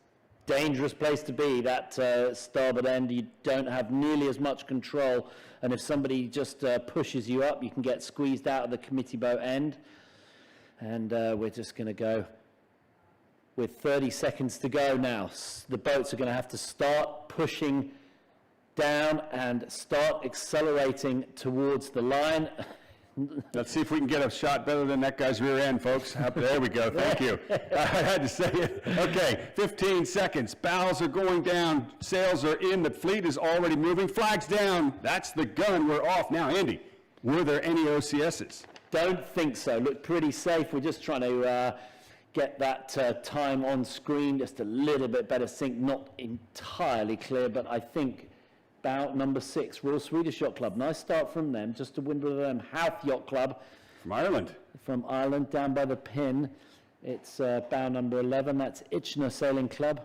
And way down at the pin, bow number 20, Royal Bermuda Yacht Club. But the boats at the starboard end look to have just a bit of a favoured end. The ones that got off cleanly will have a very nice shot off the start line. There we go. And it is all clear, Andy. Yep. All clear. Excellent. Makes you wonder. You threaten the fleet with a U flag, and all of a sudden everybody behaves. That was an incredibly good start by the entire fleet. Well done. Yeah. Itchner Sailing Club here in frame, left side of your screen. Andy, you know a thing or two about that club. You still a member? Oh, yes. Still a member of Itchner Sailing Club, a very famous International 14 haven with some of the very best tea and cake on the afternoon after a sailing around Chichester Harbour. I can highly recommend it if you ever get down towards Southampton and that area, just to the east Chichester and nearby Itchner Sailing Club on Chichester Harbour. Having been there, thanks to you, I can certainly concur, Andy. Now let's go down to the water with Katie Nastro. Katie, you got a great view of that start. The fleet looked close, but it was all clear. Yes, Tucker, I have to say from my vantage point down the line, I kind of thought that there were going to be a couple of boats that would not be too happy with race 5. But we have such an incredible race committee here for this New York Yacht Club Invitational that everybody, like you mentioned, was very well behaved and got off that line super, super cleanly. Katie, it looked to me like there was a problem for New York Yacht Club at the committee boat end, and I'm looking at track. It's suggesting New York Yacht Club did not get the best of that start. Yeah, Andy, from my vantage point, I wasn't actually able to see where New York Yacht Club was placed, only due to the fact that we were closer to the pin end. But yes, I don't see New York Yacht Club in my sights, but they, that's a solid team. Even if they had a bad start, I foresee them playing the shifts and having a really great upwind leg to be in that top pack. I wouldn't worry too much for them. All right, last question for you, Katie. A lot of boats have already tacked on port. Actually, there's a bit of a split early on in this upwind leg. Which side do you like?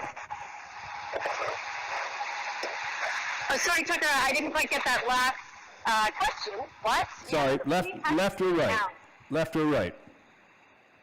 Oh, sorry, left, right. Again, not a betting woman, but the fleet is split.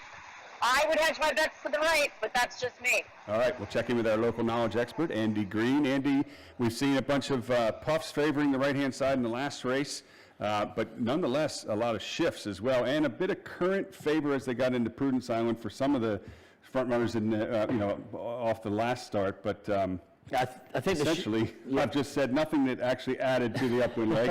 I think the shifts are now sufficiently large for it to be all about being on the right shift at the right time. The tide is easing away. There's only 0.2 or 0.3 of a knot of tide. There's a lot less gradient of tide difference across the race course. So I think really it's about being on the favorable tack relative to the wind direction. Bow number 15 just tacking away. That is the Royal Vancouver Yacht Royal Vancouver Yacht Club, as they duck underneath the other two boats on the left-hand side. I don't mind the left too much. I think it'll be shifty, left and right, though. Yacht Club Cross-Smeralda got an excellent start. Itchner legging it out towards the left-hand side. I can see some more shifts here being the crucial rather than tidal gain. It's about playing the shifts as best you can. And one of the ways that you can do that is ensure that you have freedom to tack when you want. And Itchner right now do not have that freedom, because just to windward of them, they have the... Wait for it. Here it comes. Royal Swedish Yacht Club. There we go. Just holding them out, and just to windward of them is the Houth Yacht Club. So I don't think Itchner have quite poked out, but I do see a little bit of left-hand shift. If Itchner were brave, tacking across the fleet. Oh boy, yeah, that would be, you've got a big damage deposit weighing on that decision. But Prudence Island is going to come into play pretty soon for this pack of three to the left, and Itchner will call for water to tack. That's okay. Barry Sampson can afford it. Yacht Club Italiano now just tacking there, right? Lovely, just seeing them tack in between those two boats, and we'll probably start to see the boats peel away. That would be my guess. As yeah, there goes the first one. Yacht Club Costa Smeralda has tack. We're on board with Royal Swedish Yacht Club. That's the boat just to windward, I believe, of Itchner. There's Prudence Island. Yeah, here they go. Royal Swedish Yacht Club now tacking, and then we'll see Itchner Sailing Club also tack. Any kind of left-hand shift, though, and these guys will be in the money. You could see the headland there, just in the background of that shot. I think they get a little bit of a geographic shift inshore, but then they leave it. As soon as they tack onto port, check back into the middle of the course. Itchner has not tacked, is still going in for more, Andy, rolling the dice. Yeah, I think Itchner probably want to tack here. They just need to wait for a perfect puff, but there we go. Peeling around, and tack they go. Looks a little bit soft. Yeah, it does. Where they are. Did they go too far? Yeah, I think probably they did. They didn't tack in the best puff. That's probably what they were waiting for. Okay, now the puff gets to them a little bit. Put the bow down, accelerate, wait for the boat to get up to speed. Then you do the final trim on the jib and the main, get the boat going fast as they head towards the right-hand side, in between Prudence Island and Hope Island. Speaking of the right-hand side, Andy, as you mentioned at the top of this Race 5 show, New York Yacht Club did not get the best start. Got shut out there, and they are deep in the second row taking some transoms in the middle of the fleet. Track has them in 18th. Ooh, they're going to have to weave some Newport magic out of this one. But their only consolation is that Royal Thames aren't looking so good and Royal Cork are not looking good either. But Southern Yacht Club in second. Johnny Lovell leading that team and doing a real solid job here. Southern Yacht Club on port is off to the far right-hand side. In fact, just about everybody is on port at this stage. It's a great shot of the geography, Andy, here in the upper part of Narragansett Bay. That number one, Mark 1, is just off of the tip of Conanicut Island, where Jamestown is. You can see Quonset Point far off to the right-hand side. And what's that island there? Hog Island. There we go. Yeah, what did they say? Roger Williams had 3 daughters. Prudence. I'll do a bit more research before I tell that story. Yeah, I was hanging on your every word, which I rarely do, but I was wondering where you were headed there. Prudence, Hope, and... Yeah, that's it. Yeah. Well done. You're getting there. I just looked at the map. Upwind, here we go. Number 14, who's that? Yacht Club Costa Smeralda looked very strong from the left. Your lead pack is punched to the upper right of the race course, farthest away from your screen, most of the fleet on port. Leg 1 of this race, number 5, 4-leg course. Our graphic says 6 because they're counting the offset as a very short leg at the top of the mark, or top of the track. Eastern Yacht Club, Billy Lynn at the helm.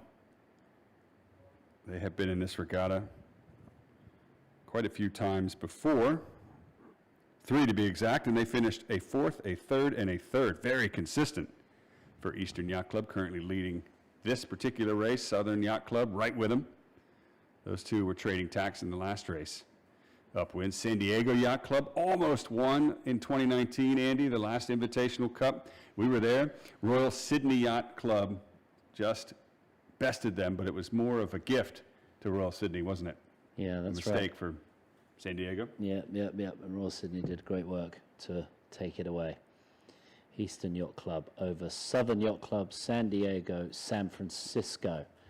Stars and Stripes taking out the top 4 spots right now, and then the Italians of Yacht Club Costa Smeralda, then Noroton, a first-timer here. The San Francisco Yacht Club, this is only their 2nd time in the Invitational Cup. They finished 13th in 2013, but they have a rock star on board, Melissa Fegan.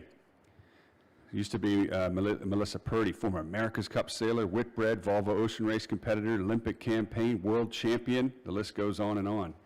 And they're doing quite well, sitting in 4th. Dropped down just as I said that to 7th. Here's Eastern Yacht Club on starboard. Boats are starting to tack onto starboard, Andy, and check back in with each other. This is where the fleet consolidates, and we'll have an idea of who's looking good and from which side. Halfway up this first upwind leg. Why do I feel that this race is going to be absolutely crucial for the overall standings? I don't know. Why do you? I guess because Royal Cork, Royal Thames, and the New York Yacht Club are all not appearing in the top 3 here, or the top 10 even, and Southern Yacht Club is doing extremely well. So Wow. this might be a moving race here to put big points in between the top 4 boats who are battling it out with only 5 points between the top 4 boats. This may change plenty. All right, let's see if we can bring Katie back into the broadcast if you can hear us. Katie, it looked like a lot of the front runners were headed to the right-hand side, but not Southern Yacht Club. Looks punched from the left. What do you make of it? Yeah, that is correct. You know, the breeze, I'm up at the top mark right now. The breeze seems to be down. Everybody's slowing down a little bit. It's definitely appearing that more of the shifts are going to come from that right side. But again, everybody is now tacked on to starboard. So I think, like Andy, you had mentioned before, it's really who can play the shifts better than the other. And yeah, this is definitely going to be an interesting race. We've got a lot more to go. So I've got a question for you, Katie, and Andy, there is actually a reason to this. When you feel the puffs, are they colder? Well, Tucker, that's a great question. It's a bit warm out here, to be honest. I am trying to keep myself sheltered so you can hear me as well as possible. But standing outside now and just putting my hand out, they do appear not to be super cold. I know that's not the answer you wanted to hear.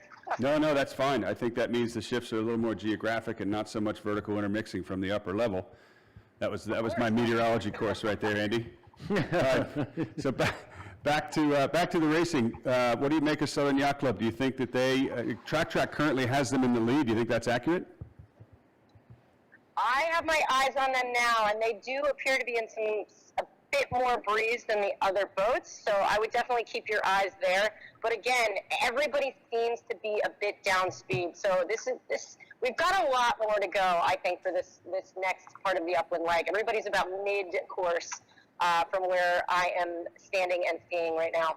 Okay, Katie, thanks very much, and we'll check back in with you after the top rounding. And Andy, Katie mentioned that the breeze is dropping a bit. Looking at track, the fleet is very close together. When the breeze picks up, it tends to spread out, and you see people that are better in these boats using speed to their advantage, but right now, still very compressed. Yep, very compressed, and this is meaning that there's lots of tacks, lots of wind shifts, and they have to slightly lengthen the course just to make sure that all the boats don't arrive at the windward mark at the same time. On board with Royal Swedish Yacht Club from Sweden. Very good. I'll just complete. Roger Williams, one of the founding members of Rhode Island, he moved from Massachusetts to Rhode Island because he wanted to promote the ability for everybody to have religious liberty. And if you've ever been to Rhode Island, there are more denominations of religion than almost anyone else. But he had 3 daughters, and those islands named after them: Prudence, Hope, and Patience. And the joke goes that he had 3 stepdaughters called Gould, Hog, and Despair Islands. Anyway, Southern Yacht Club leading over Yacht Club Costa Smeralda, Itchener Sailing Club. Fun fact, Roger Williams went to the same school as me in England. Same time? Not the same time, about 400 years before. I do see a couple more gray hairs than I remember up there, Andy, last time we were doing this together. Look at that one boat right-hand side wound up. Who is that? Punched. Is that Southern? Let's take a look. That is... I think it is. Yeah, I think so. There we go, yep. And Southern Yacht Club and Yacht Club Costa Smeralda, currently 1-2. Yacht Club Costa Smeralda this would be one of the best races they've ever had in the Invitational Cup if they keep this up. And if the breeze goes any left, they're going to have a piece of Southern Yacht Club. Yeah, they're doing very nicely indeed. There's a little bit of a right-hand shift just on the right-hand side, but most of the boats now already getting very close to ley line. Itchener Sailing Club coming along on port and trying to cross as many boats as they can. I wonder if this is the moment that Itchener are going to start to make their name. Here we go on the track. New York Yacht Club still well behind the fleet right now. Well, if you're a New York Yacht Club member, I have good news. We last checked in, they were in 18th. They're now in 10th. Big gains. Come on, Commodore Culver. We have to remain neutral in the broadcast. No favorites, right, Andy? Ah, well, whatever. San Francisco Yacht Club on board with them. Great shot. Towards the front of the fleet, but look at that focus, concentration. Big puff.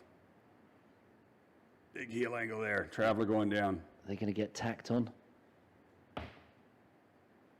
Southern Yacht Club Costa Smeralda still out in front, but only just. Crossed them.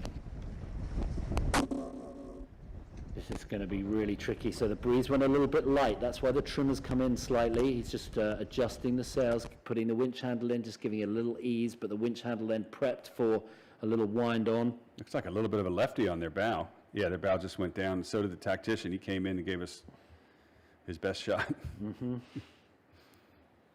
So with this lefty, if in fact that's what it is, will we see the front runners tacking? Yeah, there goes Yacht Club Costa Smeralda. Look for Southern to slam one right on top of them. Maybe not. Royal Gonna get a Thames. oh yeah, they want to hit Royal Thames if you had a choice, right? Yeah, Royal Thames look like they've really had to take a big risk on that left-hand side, and the problem is, if they get tacked on here, they're going to be in trouble. It looks like Southern Yacht Club have left Royal Thames to go. Why would you do that? I'm really surprised about that. They must see something from the left that we can't. Oh, Here's a great shot from the left. There's Southern Yacht Club. Royal Cork, they're not going to cross. Royal Cork not going to cross here. Not going to cross. There's going to. No, they've got it. Have they? Yeah, just. Oh yeah. Now, Southern Yacht Club's in a bit of trouble here. They're going to be hung out all the way to the left-hand side, and look at the starboard tackers that they're going to face. Yeah, bow number 4, Houth going a little slowly there. Now, the boat, look at the puff, top middle of the screen. There's a puff coming down there. We may well see that as a right-hand shift. I think you're right. And that will advantage some of those boats in the middle. That'll be Royal Canadian, Eastern, Southern Yacht Club just to the right there as well. But this is going to be all on to the windward mark. We could see some penalties, some fouls. We've got the umpires very close. But look how tight the boats are coming in to the starboard ley line. They're all going to tack onto the right-hand side and make their final approach to the windward mark. Oh, breeze is a little left maybe on that puff. Yep, and just to give you an update, that's Southern Yacht Club about to face Yacht Club Costa Smeralda. Out on the starboard tack ley line. Here comes the tacks. Simultaneous, I believe that's Southern Yacht Club tacking now and just leading bow forward. Who are they going to face here? Eastern Yacht Club. He'll have to duck. Billy Lynn leads a pack of poor tackers. All of them are going to have to duck these starboard tack train. Nope, he's actually going to try and tack in there. Tough place to make that stick, Andy. Oh, this is going to be horrible. Look at the boat that just tacked. That was Eastern, right? He's got to kind of squeeze it. But maybe the right-hand shift is just going to give them a little bit in there as this shakes out. You've got Eastern. No, that was Eastern. You were quite right, Tucker. The track just a little late to the... But look at the pile up there. If you get that wrong, if you're coming in light on the port ley line, you're in big trouble. Royal Canadian Yacht Club is your front runner now, followed by Eastern and Southern close behind. That's number 15. Gone out light. in front. Am I wrong? Yeah. So sorry. That's Royal Vancouver.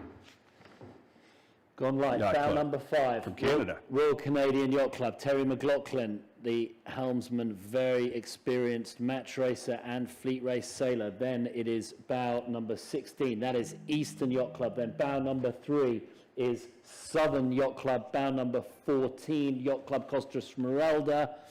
Bow number 6, Royal Swedish Yacht Club. Great race from them. Yeah. And bow number 11, Itchner Sailing Club. Good sailing.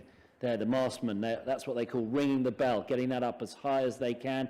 Bow number 17, San Diego Yacht Club. Houth Yacht Club just behind them. I haven't heard any of the leaders yet. What happened to... Oh, no, Southern are okay. They went round. Southern Yacht Club, bow number 3, yeah. So they're good. Look at how close. Tight. Yeah, that was what I was going to say. And we've got Katie on the line. Katie, you mentioned the breeze is going lighter halfway up the beat, and the fleet is compressed. They're all within a minute of each other. Oh, Tucker, that is so true. I would say even less than a minute of each other. We have so many boats that are just all on the same jibe, kind of gunning for one another. I'm surprised I didn't hear more yelling around that mark. For everyone who came on port, that just squeaked into that top mark. Those few teams are making gains, staying on that jibe, that port jibe, and just staying high because the breeze, unfortunately, is down even further. So this is going to be a little bit of a lengthy leg for everybody. But yes, the fleet is quite compressed. And on top of that, Andy mentioned at the beginning of the show that this race could mix up the leaderboard. Royal Thames in New York went into this day in first and second. And right now we can see the yellow spinnaker of Royal Thames. They're back in, 7th, 8th place. Can you see New York Yacht Club? They're even farther behind. Yeah, Tucker, I'm trying to find eyes. I do find eyes. Actually, you know what? They are sailing their own race. They've jibed over. They're sailing down to that, looking upwind, that more right side of the course. Yacht Club Italiano following them as well to just kind of get away from the pack and separate. I think now everybody, even though they are compressed, they're going to find that it's not the game to play to try to sit on anyone's air. You got to find your own lane here. So New York Yacht Club could be making some gains to that right-hand side, but we shall see. Royal Cork Yacht Club, even though they were having such an impressive race earlier, they are kind of in the mix, not so much in the forefront. Katie, we saw the New York Yacht Club jibe away, and from the overhead drone shot, it looked like there was quite a big puff of new breeze coming in from the right-hand side, from the West Passage, the other side of Jamestown. Yeah, that's right, Andy. They definitely are in, I would say, better breeze. The kite is full. They're not sailing as high of an angle as everybody else. But again, who knows what could happen on this leg. The breeze is down, so I think, again, everybody is just trying to, separate as possible and see what kind of clean air they can get. This group to the right, they're just sitting on one another, I wouldn't play that game if I were them. Look at that shot. Thank you, Katie. We'll check back in. There's a look at all of the fleet, most all of them on starboard, giving each other wind shadows. You can see 17, for example, going well above normal VMG course to try and get their air clear. I believe that's one of the California yacht clubs, is it? San Diego. Yeah. Praise the cameraman. Beautiful shot there. That was a great picture from up at the windward mark. I quite like what the New York Yacht Club have done there, actually. I think that has given them an opportunity to sail exactly their own angles, just as Katie was talking about. Lovely drone shot there of the majority of the fleet all heading down on starboard towards us, and we just see 2 or 3 boats hoping out for that extra bit of breeze on the right-hand side of the race course. Will it work for them? Who knows? Look at how tight that fleet is. I like what Eastern Yacht Club is doing, far right of screen, just sailing a lower course against Royal Canadian, waiting for them to jibe, set up for the roll. We saw New York Yacht Club try to do that to Eastern Yacht Club in the last race.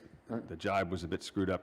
There's a great look at 1, 2, and 3, Andy, Royal Canadian, Eastern, and Southern Yacht Club, always in the mix, followed closely by Yacht Club Costa Smeralda.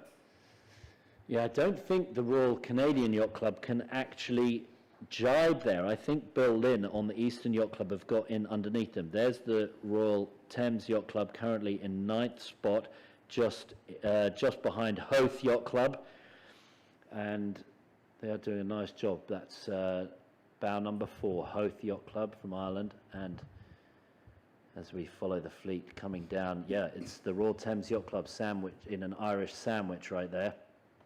Way in the distance in that last shot was New York Yacht Club and a couple other boats, American Yacht Club and Yacht Club Italiano and Royal Bermuda, had all jibed to follow New York. Everyone else continued on starboard. There goes Eastern, Andy. Yep, I've just got a text from one of our guests who's going to join us on Friday or Saturday. We haven't quite got the diaries synced yet, but Kenny Reed is out on the water watching. Nice. Sent me a text saying a very aggressive move from the New York Yacht Club from that early jibe away from the majority of the fleet, but they did see a puff. He agrees. There was a nice right-hand puff that we saw from the drone shot right at the windward mark. So fans of the New York Yacht Club will be hoping that that puff comes in, and we will really only see it when the boats come back together towards the bottom mark. Otherwise, everyone continuing on starboard to the left-hand side of the racecourse. That's very cool for Kenny to chime in. I'm going to put him in the hot seat. Ken, feel free to call my cell phone if you want. We'll put you right in the show, man. Well, he's going to come and guest with us for at least one race later on in the week. We've got a few other guests, Chris Musler, New York Times, sometimes sailing correspondent, and we've got a few others going to line up and give you a little bit of variety. That's a good thing. They don't want to listen to us all day long, right? Right, Got to break it up. Yeah. Royal Swedish Yacht Club on board. All eyes are forward. Who's that just in front of them, Andy? One of your British teams. Yeah, I think that's Itchner just ahead of the Royal Swedish there. Oh no, maybe that's the Royal Thames actually, because they're a little back down. But the track is really difficult in these conditions because it's very puffy, and there's a look at that late main jibe, perfect example. Beautiful. San Diego, isn't it? Everyone's jibing on to port now, following the front runners. Yeah, great job. Keeping it classy there in San Diego. Well done. Yacht Club Costa Smeralda. Our bow number 4 is Hoth Yacht Club. They're continuing on starboard. I just feel like the breeze has gone a little lighter on this side of the racecourse. Yeah. That may give New York Yacht Club, something to think about. And Hoth, you were right about that. They're about to jibe and check back in with more breeze. I had met this crew on the first night that I was here. Great bunch of guys from Ireland, and they're one of the family crews. A lot of family teams. They're two brothers and a son sailing aboard the Hoth Yacht Club. Not quite such a good late main jibe. We saw two examples right there. The first one, an excellent jibe, and then the Hoth Yacht Club just didn't quite get their spinnaker filled before the main came across. That is the goal, and that really is down to the sort of ballet on board the boats, whether the trimmers can flare the spinnaker correctly, the new trimmers pull it on, and the helmsman just squeeze the boat downwind before the main flips across. Royal Canadian Yacht Club still in the lead at the moment, but all of those boats on the right-hand side, it makes the pack very difficult to get clear air. And that's one of the problems if you stick with the pack, is that you've got to try and find your way out of the bad air, and the boats behind you are the ones that give you the bad air, the dirty air, forward to you. So we'll see how this all pans out, but now we go with the leaders. Royal Canadian Yacht Club, drone shot, beautiful. Southern Yacht Club right behind them. Southern doing a great job, 1:10.24, currently in second place. This, I think, if it stands like this, will probably take them into the lead, but only by a point. It is all on for young and old out there. Great sailing conditions, beautiful scenes. Praise the cameraman, that drone shot, lovely. Look at the yellow spinnaker of Royal Thames. Yesterday they had a second, and a first. Today they had an 8th, and currently they are in double digits. What do you make of that psychologically? What's going on with this team? I think they'll do a good job digging back here. I actually like what they did. I think they went to the right. We called it right at the beginning of the windward mark, and I think they're going to get right back into this coming down towards the bottom mark. I'm pretty hopeful. I've got we can't see them in shot. The boats coming back on starboard are to the right of where we're looking at the moment, and when we get there, we go. Look at that. Oh, beautiful. Someone's listening. Turn right a little more and we can see the boats coming in from the starboard side. Yeah, New York Yacht Club, Italiano, American, and Royal Bermuda, the 4 boats that all went to the far right as we look upwind. Where are they? Way out to the right-hand side of the screen? Yeah, to the right-hand side of the screen, we get the drone operator just to click it to the right, and they give us a pan across towards Quonset. And then we'll get an idea of where those other boats are coming in, but doing a lovely job so far, keeping us informed. But you can see the gold spinnaker of the Royal Thames. They're not really sailing in clear air. They're in the dirty air of the Swedish team, just to windward of them. They're trying to go as fast as they can down towards the bottom mark. Here we go. Let's look at those boats coming from the right-hand side. Where are they? Where are they? They got it. Oh, here we go. There we go. There. Nice. That is. Oh, they've made a gain. Eastern and New York. And definitely they've made a gain, for sure.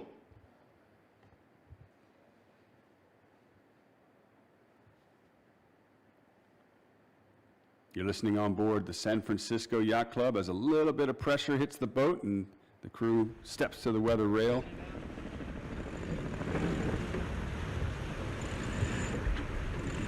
Now it gets a bit lighter again. In comes the trimmer. Definitely puffy. A bit of an up and down day. You got to stay in the breeze. Here's a little battle going on, Andy, for the front. Royal Canadians going to have to luff up and keep their air clear. Eastern Yacht Club is Southern, right behind. Sorry, Southern Yacht Club rather. It looks to be like they could be rolling. Is Canada in trouble here? Yep. They put the bow up to respond and answer the challenge. It looks like a little more breeze. You see the slightly darker water where that powerboat is, top right of the screen, just gives us an idea that there's slightly more breeze on that right-hand side. I wonder if that'll encourage some of the boats to go to the right, but maybe it disappeared. There's a little bit of a shift. It looks like Royal Thames have slightly come back into it. Track have got them ahead of Royal Swedish Yacht Club just by a fraction as the boats at the front make their final jibes in, and the tactician is now starting to make the decisions about how they want to manage the jibes into the bottom mark so that they get the correct way to go up the race course. If you go around the right-hand mark, you'll err on the right-hand side of the race course. Here we go. Now, as the spinnaker comes down, they've got a drop line that helps the spinnaker suck into that bow, and I think that we'll see the Royal Canadian Yacht Club now jibe around, go towards the right-hand side. I think that's what they're liking. Yeah. Maybe we go. Okay, so as Royal Canadian leads around the mark, let's bring Katie Nastro back in. She's on the film boat at the leeward mark. Katie, as Royal Canadian leads, my question for you in the background is, the 4 boats that jibed away, have they made a gain as they approach the bottom? Yeah, I have to say they really have. New York Yacht Club is definitely coming in, and they've definitely made quite a few boats up. I think getting away from that pack was the best thing that they could have done. It appears to be that they will be coming into the left-hand gate and rounding. We talked about that right-hand side being more of the favored side, but Southern Yacht Club, they stay pretty conservative, and I think that this is their race. They're just connecting the puffs, connecting the breeze, and really sailing the ships really well. And Andy, like you said earlier, it's not so much as the side. It's can you get to those ships and just play them well. Ooh, Itchner and Yacht Club Costa Smeralda had a coming together right there. That looked nasty. Keep your eyes out, Katie, for the umpire boats. It looked like there was some biffo going on around that right-hand mark. Look at the action on board. The jib's going up, then they've got to get ready for the spinnaker to come down, while all the same time navigating around the boats. An advantage here, though, they're on starboard, so that's okay, and they're on the inside coming round the mark. Huge place changes going on here at the bottom, and you can really get yourself right back in the hunt, because the boat handling and your management of how you get around these bottom marks, absolutely crucial. And once these boats have gone round, we'll see how it shakes out, and we'll see who ends up in a good spot. I mean, 2/3 of the entire fleet just piled into that leeward mark rounding within 30 seconds of each other. New York Yacht Club, I think, dropped their chute in the water. That doesn't look good at all. They're going very slowly. They made such a good game. And I've got eyes on it right now, and I have to say, yeah, I think New York Yacht Club may have got themselves in a bit of bother there. Okay, we're with Southern Yacht Club. They went round the left-hand mark. I think the right-hand mark's where you wanted to go, but That's where Royal Canadian went. They're headed to the right. Southern to the left. It looks lumpy over there. It looks a little bit softer. And they're going to tack to stay with the front runners, Andy. yeah, we'll wait for a few moments until everyone gets into clear air. Some great action. Love it. Very close racing. I mean, tight as you like. Amazing stuff. Number 3. Here, bow number 3. Southern Yacht Club. They look like they've got a very handy position there. They've got clean air. And off they head towards that right-hand side. I think generally speaking, we're all thinking we like that right-hand side a little more. Royal Canadian, the tracks talking Royal Canadian, Southern, Yacht Club Costa Smeralda, then Itchner, then Royal Swedish, and maybe the New York Yacht Club got out of that little jam and have done really nicely. New York Yacht Club, Eastern, San Diego, Royal Cork, and Hoth Yacht Club. I think Hoth went around the right-hand mark, so maybe not so good for them. I am thoroughly impressed with New York Yacht Club. At one point, they were in 18th. Then they were in 10th. I watched them around that leeward mark. It went 10, 9, 8, 7. Now they're hovering in the top 5, Andy.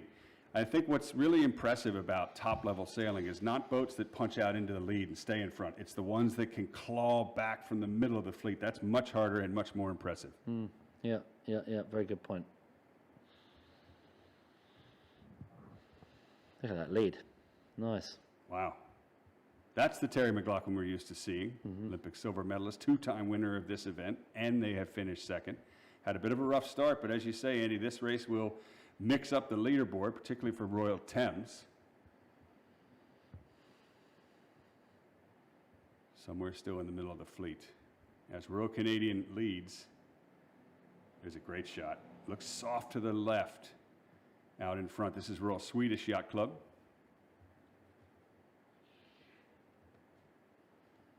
Eased for the chop there, and then just trim the main back in. As the port tacker crosses from the left. A little more pressure on the bow, and now it hits them. You can see the heel increase.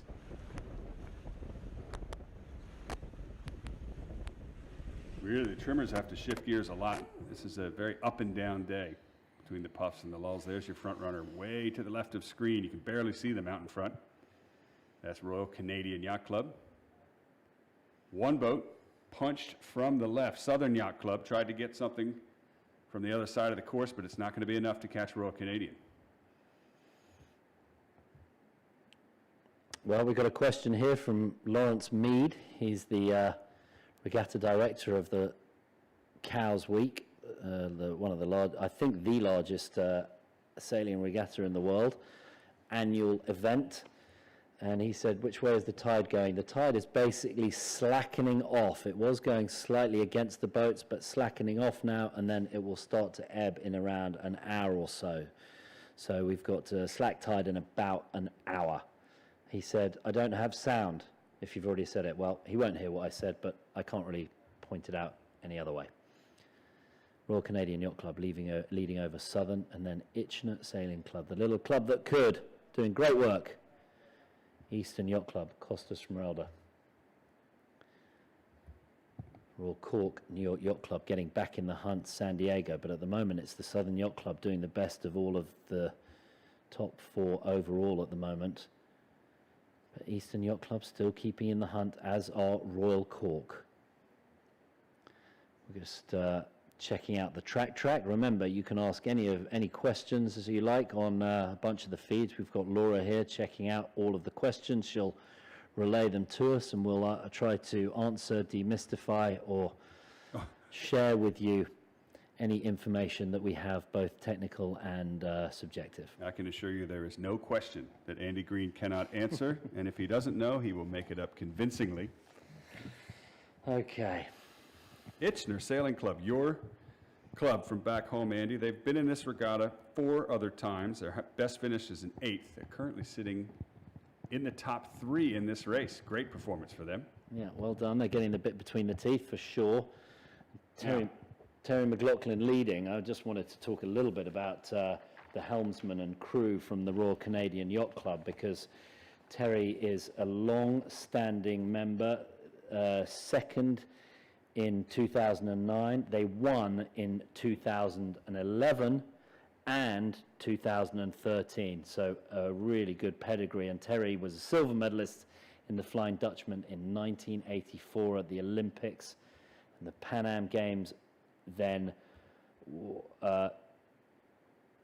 31 years later, a silver medalist. That is not real. 2015, surely. That is amazing. Anyway, Terry McLaughlin, a very, very good sailor. A little bit of a left-hand shift, it looks like, here on the race course. I was going to say, and another Olympic silver medalist from the far left-hand side is John Lovell at the helm of Southern Yacht Club. So it is Terry McLaughlin on starboard to the right, John Lovell on port to the left, and Royal Canadian was really punched to the right-hand side, Andy, but as you say, I think this lefty has got Southern back in the fight for the front. That is right, and those boats that are on the right-hand side will struggle a little bit if this left-hand shift stays in. Some of the boats on the right-hand side are Royal Cork, Royal Bermuda, Noroton, San Francisco. Some of the boats on the right are Royal Thames. Where are the New York Yacht Club hanging out here? Greeny, while you sort that in the out, middle, right in the middle, New York Yacht Club. Sitting in 7th overall. I'm going to try and patch Katie back in here. See if in fact this lefty is going to hold. Here comes the cross, Andy, moments away. Yeah, very good. Lovely shots there. What a beautiful race course. Great spot.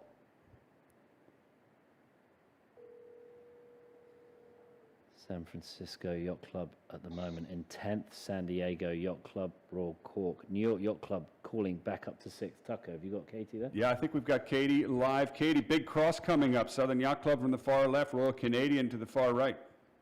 I think Canadian just tacked. Not sure if she can hear us. Southern just tacked onto starboard now as well. This is gonna bring everyone back together again. It'll shake it all up. A huge bunch on the left-hand side showing quite substantial gains. Where did that lefty come from? Big lefty. Well, that's once the breeze had settled down from this morning. It's now started after the big shift on the first leg of the first race. Now we're seeing the breeze shift left and right again. Hi, sorry about that. And the sky's gotten clear. No problem. We were just wondering if you could confirm what we're seeing. It looks like Southern is going to make it. They are, as we say in the biz, making trees. So they made huge gains. It's definitely a massive left-hand shift on the course, is it? It is, actually, and oh no, it appears that they just tacked. So they're sitting just below and ahead of that New York Yacht Club boat, or Eastern. Can't really see from this vantage point. Well, it is extremely shifty, like a boxing match out there. First it's a left hit, then it's a right hit, and it is fascinating for the tacticians. Tricky racing, flat water, one design boats. What more could you want? And just remember, send us any of your questions and tell us where you're watching from, the teams you're supporting. Some of the yacht clubs have got watch parties on, and I'm sure those will increase over the coming days. And Saturday, the highlight, final day of the event. Here we go. Close cross. Who's that? Yeah, that's Royal Thames on the left, just ducking under. Southern, I believe. No, number 10. Yeah, Royal Thames. Yeah, ducking under. Oh, they got slammed on by Yacht Club Italiano. Ouch. Ouch. Yeah, that will not help Royal Thames at all. And that is the problem when you are trying to battle your way back in. And to your point earlier, Tucker, very impressive for the top boats that are able to claw their way back in, because this is the trouble. You get hit on by all sorts of boats, and it's really hard to claw your way back into the fleet. You don't get to sail on the shift that you like. Now, the breeze in the right. Well, I was just going to ask, on that last overhead shot, I saw big pressure. Looks like it was coming from the upper right-hand side of the course. We'll see if that, in fact, is on track if you start to see the starboard tackers wind up. Yeah, velocity looks like more velocity on the right-hand side, and the breeze is building on the right, as we saw earlier this morning. The puffs, when they come in, are right-handed. Look at the difference in angles between these two boats. And we can see, yeah, we're just try and get the bow numbers on those two boats, but that gives you an idea of that right-hand shift. Look at the boat furthest on the left-hand side, how much higher they're going. And it really is about just being patient towards the next wind shift. And then when that wind shift comes, you tack, and you don't necessarily cross the fleet one way or the other. But that is fascinating. Now, another thing that's somewhat fascinating is that New York Yacht Club has, New York Yacht Club is going to be the farthest right-most boat. And I wonder if that's going to pay off for them. They're with Norotan Yacht Club as well. And the San Francisco Yacht Club, Royal Bermuda. Those are a pack of four all the way to the right-hand side. Yeah, Terry McLaughlin doing a really nice job of just managing the fleet, managing the wind shifts, and slightly extending his lead. But in shifty breeze, when you are the boat ahead, it is slightly easier to do that, but it does take faith that the shift is going to come back. So we are seeing a more oscillating breeze, left and right. When it goes a little lighter, the breeze goes to the left. When the puffs come in, a little to the right. And that is fairly standard for this wind direction around the interior Narragansett Bay. I also noticed a little bit, Andy, that as it gets cloudier, the breeze seems to go right. As it gets sunnier, it seems to come left. Right now, even though this graphic shows a lot of clouds, that cloud cover has burned off, and it looks bright out there. Here's Royal Canadian. Left shift. You see the track. Yep. They were up in a right-hand shift. Now it's gone a little bit to the left, and I'd expect to see the Royal Canadian Yacht Club and Southern tack a little as the Southern Yacht Club come out of that left-hand side, and I think Royal Canadian will go all the way to Southern and then tack on top of them as those two leaders in the left-hand side. We've got a W6 here. W4 No, is it still? it's Correct, Katie. That was Royal Canadian Yacht Club. Southern Yacht Club is not having any of that and decided to tack away and is heading out towards that left-hand side of the course. But just wanted to actually agree with you. There's definitely more pressure coming from that right. And just like that, she was gone. We've lost you, Katie. Hey. Oh, well. Great to get her updates from on the water, keeping it live and direct. Well, she's right there. Big gains from the left for Southern Yacht Club. Right back in it. Terry McLaughlin now is going to have to cover them. Light. Who have we got here? Number 4. Light on the left. Houth. That's Houth Yacht Club, leftmost boat in this shot. Hoth Hoth, Yacht thank Club you. on the left. Just ahead of them is Itchner. And New York Yacht Club is the farthest rightmost boat. They are rolling the dice. You know, when you Real make a move Swedish. like that, it shows that you're not very happy with where you are. You're starting to make risky moves. If the breeze goes left, New York's going to lose a bit. Sorry, Norotan Yacht Club, NYC, also green in color. But New York is also with them. The rightmost boats, Royal Cork, San Francisco, Norotan, and New York. And Itchner. Meanwhile, Royal Canadian Yacht Club battling it out with Southern Yacht Club. And here we are on board with Royal Swedish Yacht Club on port. Those starboard tackers look wound up to me.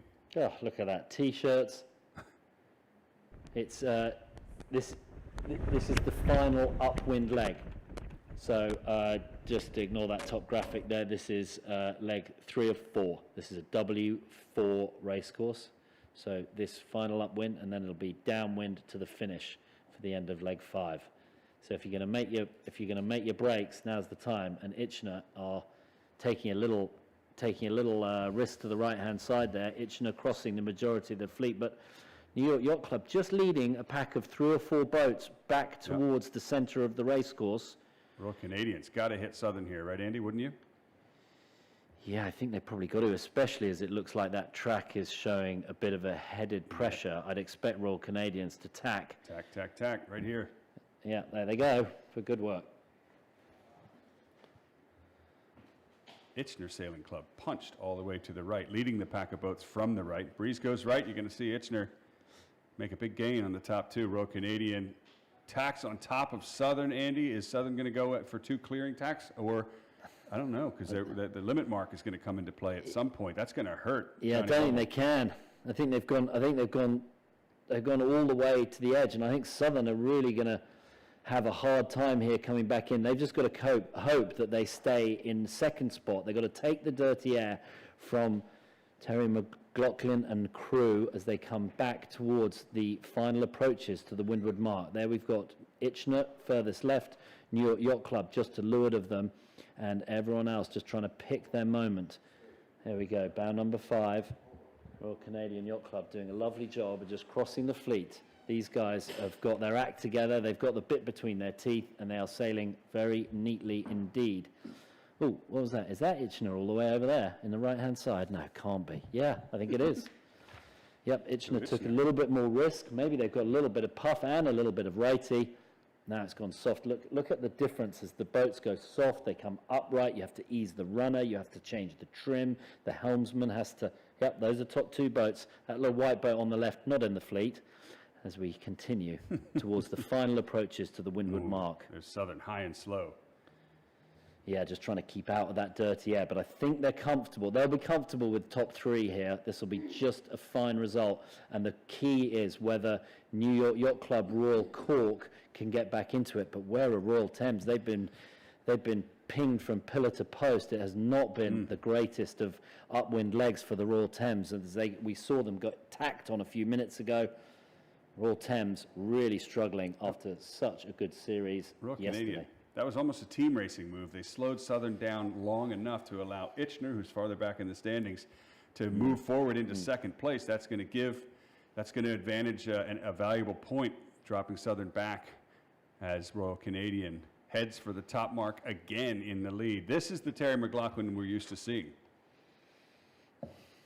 Yep, his tactician Lance Fraser doing a lovely job of staying patient, being cool and calm, but light at the windward mark right after that tack as well, as they get towards the top. And Itchner doing, oh, look how light it is at the top. This is going to give them all sorts. Barry Sampson driving the boat from Itchner with Tim Saxton as the tactician, Robert Bailey, Richard Dobson, Isabel Fitzgerald, Harvey Hillary, Neil Jones, Issa McDonnell, and Henry Woods on board Itchner. This is a great result for them as the wind gets so light. New York Yacht Club look like they've sniggled their way through this fleet and ended up in, look at that, is that 4th place there? I don't know where they came from. They were dead last in the first mark. They pooched the start and they were dead last at the windward mark, and now look at them back up into 4th. What a thing. So we've got Katie back out on the water. We lost you a little bit. Are you back, Katie? Well, I found myself. Don't worry. Oh, good. So, Yes, I'm up at the weather mark, and New York Yacht Club, I am so incredibly impressed with the way that they've handled this last upwind leg. Yeah. You know, they got out to that right side, they sailed the race well, and it just goes to show you when the breeze is down in these types of boats, if you can just get out, find your own clean air, and just, you know, sail that boat well. Don't make too many crazy moves. You really can make a lot of gains here. And Katie, we've seen a lot of changes in velocity throughout the day, but this looks like an overall drop in the breeze in general. Is that correct, or do you think it's going to come back? That is a definite, accurate trail of what's going on out here. The breeze is way down. You know, it is a great condition still, but across the entire race course, I want to say that it is. I want to say about, you know, 9 plus, maybe some gusts of 10. It feels so much down than it was earlier this morning, which is funny because the trend was actually looking to be a lot windier this afternoon. So I'm curious to see what happens for this next and final race. Well, we're going to shift. Race of the day, I should say. You know, I think I know why the breeze might be dropping a bit. Andy, I'm going to go to you about the tide. Sometimes when the tide shifts, it has an effect on the breeze. Yeah, the tide easing up. That is a great point, actually, because the tide was incoming, and sometimes just the flow of water helps increase the breeze over the race course. And now the tide easing off, and it's going to start to ebb. That will, it may reduce the speed of the breeze, but actually, interestingly, it may increase the apparent wind speed of the boats upwind, but we get a little technical there. Royal Canadian Yacht Club doing a lovely job leading the fleet. That's not them. That is Southern Yacht Club, followed by New York Yacht Club, followed by Yacht Club Costa Smeralda, not to be confused with the Irish flag of Hoth. And where's Royal Thames? And Royal Cork. Royal Thames are in bad shape. Is just rounding the mark, coming in fourth to last. Not a great race for them today. Ay. Not even close. You know, it's like you don't want that yellow spinnaker, do you? You target on your back when you have that thing, I swear. Yeah. Great stuff. That's super updates from Katie out on the water here. We got the windward mark shot. I think that's on Katie's boat, but that is beautiful pictures of the flags on the spinnakers of all the boats. There's Hoth, who haven't had the best last little bit. But, they do have the youngest competitor in this entire regatta, Rocco, 15 years old. He is a Laser 4.7 national champion in Ireland. That's great. Sailing with his father, the helmsman, and his uncle, who look absolutely nothing alike, by the way. Wonder what the milkman looked like. Oh. Tucker, you can't make those jokes in Ireland. Royal Canadian Yacht Club, led by Itchner Sailing Club. Southern still hanging in there, and they've one of the first boats to jibe away. New York Yacht Club leading the pack of the rest of the boats. Looks like everyone starting, that's Eastern and Southern on the left-hand side of picture, both jibed away. Everyone's searching for more breeze, but look at the boat speed on the Southern Yacht Club, 10.4 compared to 7-8 knots for the other boats. I'd be getting out of there. Jibe. The wind is coming from the right-hand side because Southern now at 11 knots. They've got a beautiful puff, and this may really give them an opportunity to get back in. Well, Southern doing very well towards the front of the fleet. Now, if you're Royal Canadian, you've got a really difficult decision to make, Andy, don't you, to protect the lead? Oh, you know what's going to happen. Royal Thames have early jibed here, and I think this may give them a real opportunity to jump the fleet. They're going to jump right back into this. The Royal Thames have got a massive opportunity. Is there any breeze on the right-hand side? Look at all the crew. San Francisco Yacht Club. Yeah, behind them. San Francisco Yacht Club. Okay. Looking like meerkats over the side of the boat there, checking where the next bit of breeze is. Right. It is absolutely critical. Oh, there's the puff. There it is. So let's bring Katie in. Katie, the whole fleet seems to be looking behind them. Is the breeze coming back? Looks like a massive puff. Hopefully you can hear me, but yes, there is wind out there.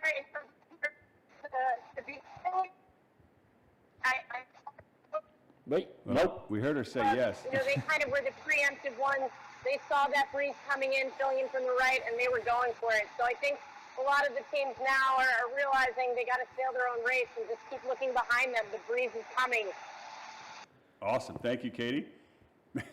Yeah. Meerkats. That's- That's that- exactly what it looked like. This is so interesting to see how they are going to manage this breeze. This is a tactician's race. It's also the wind caller's race, and often the roles on the boat are split around, and one person on the boat has a particular job of calling the breeze and then informing the tactician where they see the breeze building the next cell as it comes down. And the lighter it gets, the more advantage there is if you get into that slightly bigger puffs, because the boat speed increases exponentially and you can make substantial gains. All these boats right in front of us are really stuck in a little bit of a bad air fight here. Yeah, and that's the group that stayed on starboard, the ones that were preemptive. And they sort of saw the breeze coming from the right in the background there. You can see the yacht club, Royal Thames Yacht Club, with the yellow spinnaker, getting a bit of that new pressure. But this pack of boats is staying to the left as we look upwind, and they look softer. Actually, we can check the boat speeds, can't we? It Yeah. is. Interestingly, though, Royal Canadian Yacht Club has stayed with this pack to the right-hand side looking downwind, or left as you look upwind. And I wonder if that's... bottom right there, Yeah. all the way out there on the right-hand side. They're rolling the dice big time. They are hoping to get something there, and it's the right thing for them to do, because they came around the top mark in 16th place. Ooh, That is not going to keep them at the top of the leaderboard at the end of this race. So they must have gone on the sauce last night. They had a 2-2-1 yesterday No. and an 8-16 right now. there's no way they did. They are taking this way too seriously maybe to they- go maybe out they past should have. 10 o'clock. I can see why you're not their coach, Tucker. Hey, stranger things. Royal Canadian now jibing. I Itchner want to jibing. see Royal Canadian there in the background. You can see them way in the distance. They're on port, and somewhere to the left of screen is Southern Yacht Club. Have they made a big gain or not? Maybe we can go to an overhead. Oh, thank you. I was almost asking you shall receive there. Upper part of the screen. No, that's not Royal Canadian, is it? No, that's Yacht Club Costa Smeralda right there. On the bottom of the screen, top On of port. screen, I think that is Royal Canadian, and they're coming together. Just to the left of that is the Southern Yacht Club. So, Top of your screen. top of screen. We'll start to see everyone jibe right now. Everyone going very low here, but I think that suggests that there's been a bit of a shift, because look at all the boats that have been able to get inside. It looks like that might be, as we look upwind, a Here it comes. Wait for left-hand it. shift. There you go. Ugh. Lefty. Yeah, a lefty, which will actually favour the boats that jibed earlier. Coming in from the right on starboard, then Yeah, in a and header. Yeah, that'll be Eastern, Southern, Royal Cork and Royal Thames will have an opportunity of jumping ahead of this pack. Right now, if you're Royal Thames, all you want is to get a top 10 right here. You want to get a 7th or an 8th, and that would be just a fine result for them. In a left-hand shift, underneath a huge number of boats still on starboard, are two teams, New York Yacht Club and Itchner Sailing Club in the middle, and they are going farther back, unfortunately, because of it. New York at one point was sitting in 9th or 10th. Now they've jumped back up to 6th or 7th. On board again with the San Francisco Yacht Club. Meerkats, as Andy said. Everybody popping their head up, looking for the next shift.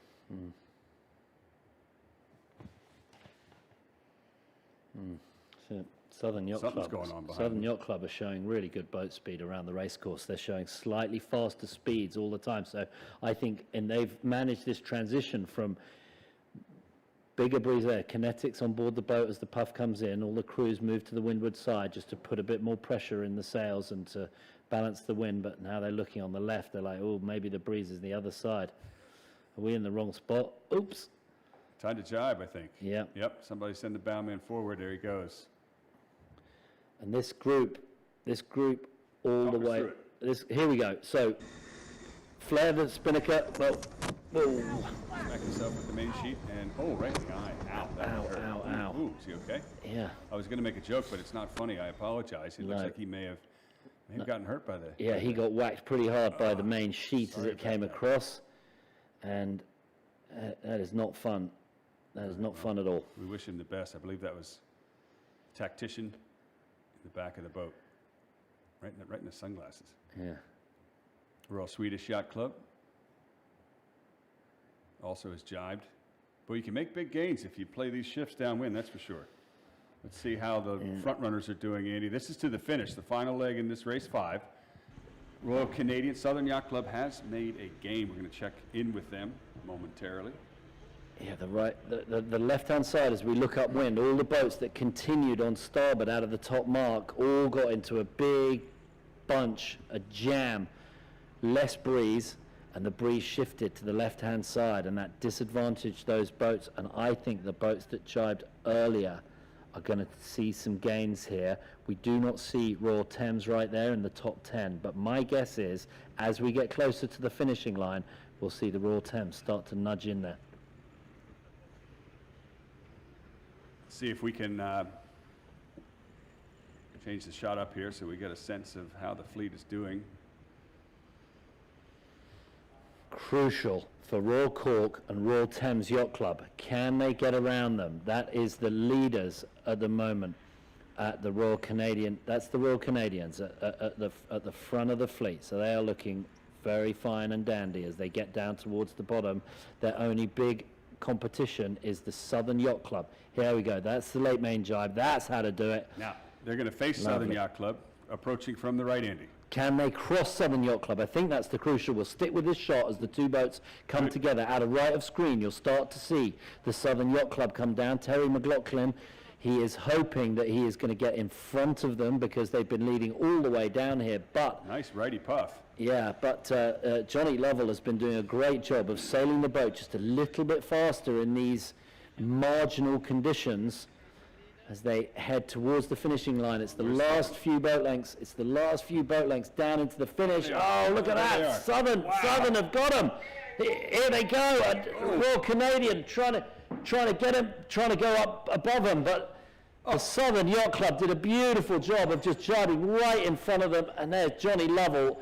He picked his pocket right at the end. He robbed him. It's a mugging, and the Southern Yacht Club take it as they come down towards the finishing line. How many boat lengths left? I think it's only a couple as the committee boat starts to come into view. They are making their way across the line as we speak. Not even a boat length in between them. Ellen, that's crazy. We got to change the shot to the finish so we can see who won, guys. Yeah, they got connection issues. We apologize. Yeah, they have connections. In fact, Southern Yacht Club took that. So Southern Yacht Club got it. Yeah. Incredible. How close was that? Back on the finish here, we just saw a piece of it as the cameraman wipes off his lens. Thank you. Crucial moment there. Yeah, as they get further away, they're all the way up in the northern end of the bay, so we apologise for a couple of connection issues, but we got the thrust of that Southern Yacht Club jibed right in front of Terry McLaughlin and the Royal Canadian. And for those of you that know Terry McLaughlin, the understatement of the day is he won't be very happy about that. Yeah. But here we go towards the finish, and New York Yacht Club, bow number 11. Itchner just squeezing it in ahead of the New York Yacht Club. So that is third and I think fourth or fifth. Fourth and fifth. Eastern slipped into third place. Is that right? No, that was Eastern. You know what? That was not. That was Eastern. That actually was New York Yacht Club that flipped into fourth, and then Royal Cork Yacht Club was just maybe even half a boat length behind them. So it was kind of a photo finish there as well. Wow. All right, Katie, thanks for the update. We're going to update our graphics, who are only a step behind you. You've got the best seat in the house, and you can see it. More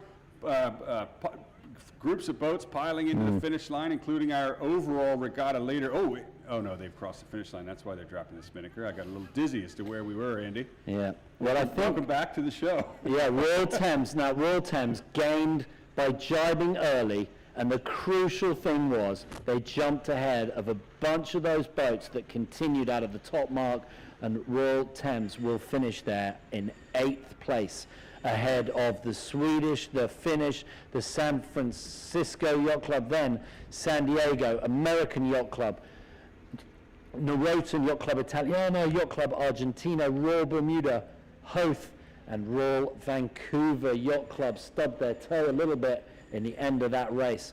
But the top four, Southern Yacht Club over Royal Canadian, the Eastern Yacht Club, Itchner in 5th, New York Yacht Club, and the other significant 6th, Royal Cork, and in 8th, Royal Thames. We'll do the maths, right, Tucker, in a moment. I'll sharpen my Yes, pencil. and we'd like to remind you all that these are unofficial results. The official results can be found on the regatta webpage, the New York Yacht Club. That wraps up race number 5. And the lesson from that race is simple. Looking at Royal Thames and looking at the New York Yacht Club, Andy, never give up. You can keep clawing back and making gains and making points throughout the entire race right to the finish.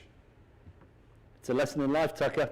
Never give up. Never give up. Well, we're not going to give up, folks. We're going to be back with more racing this afternoon in the upper part of Narragansett Bay. For Katie Nastro and Andy Green, I'm Tucker Thompson. Don't go anywhere. Race number 6 begins shortly.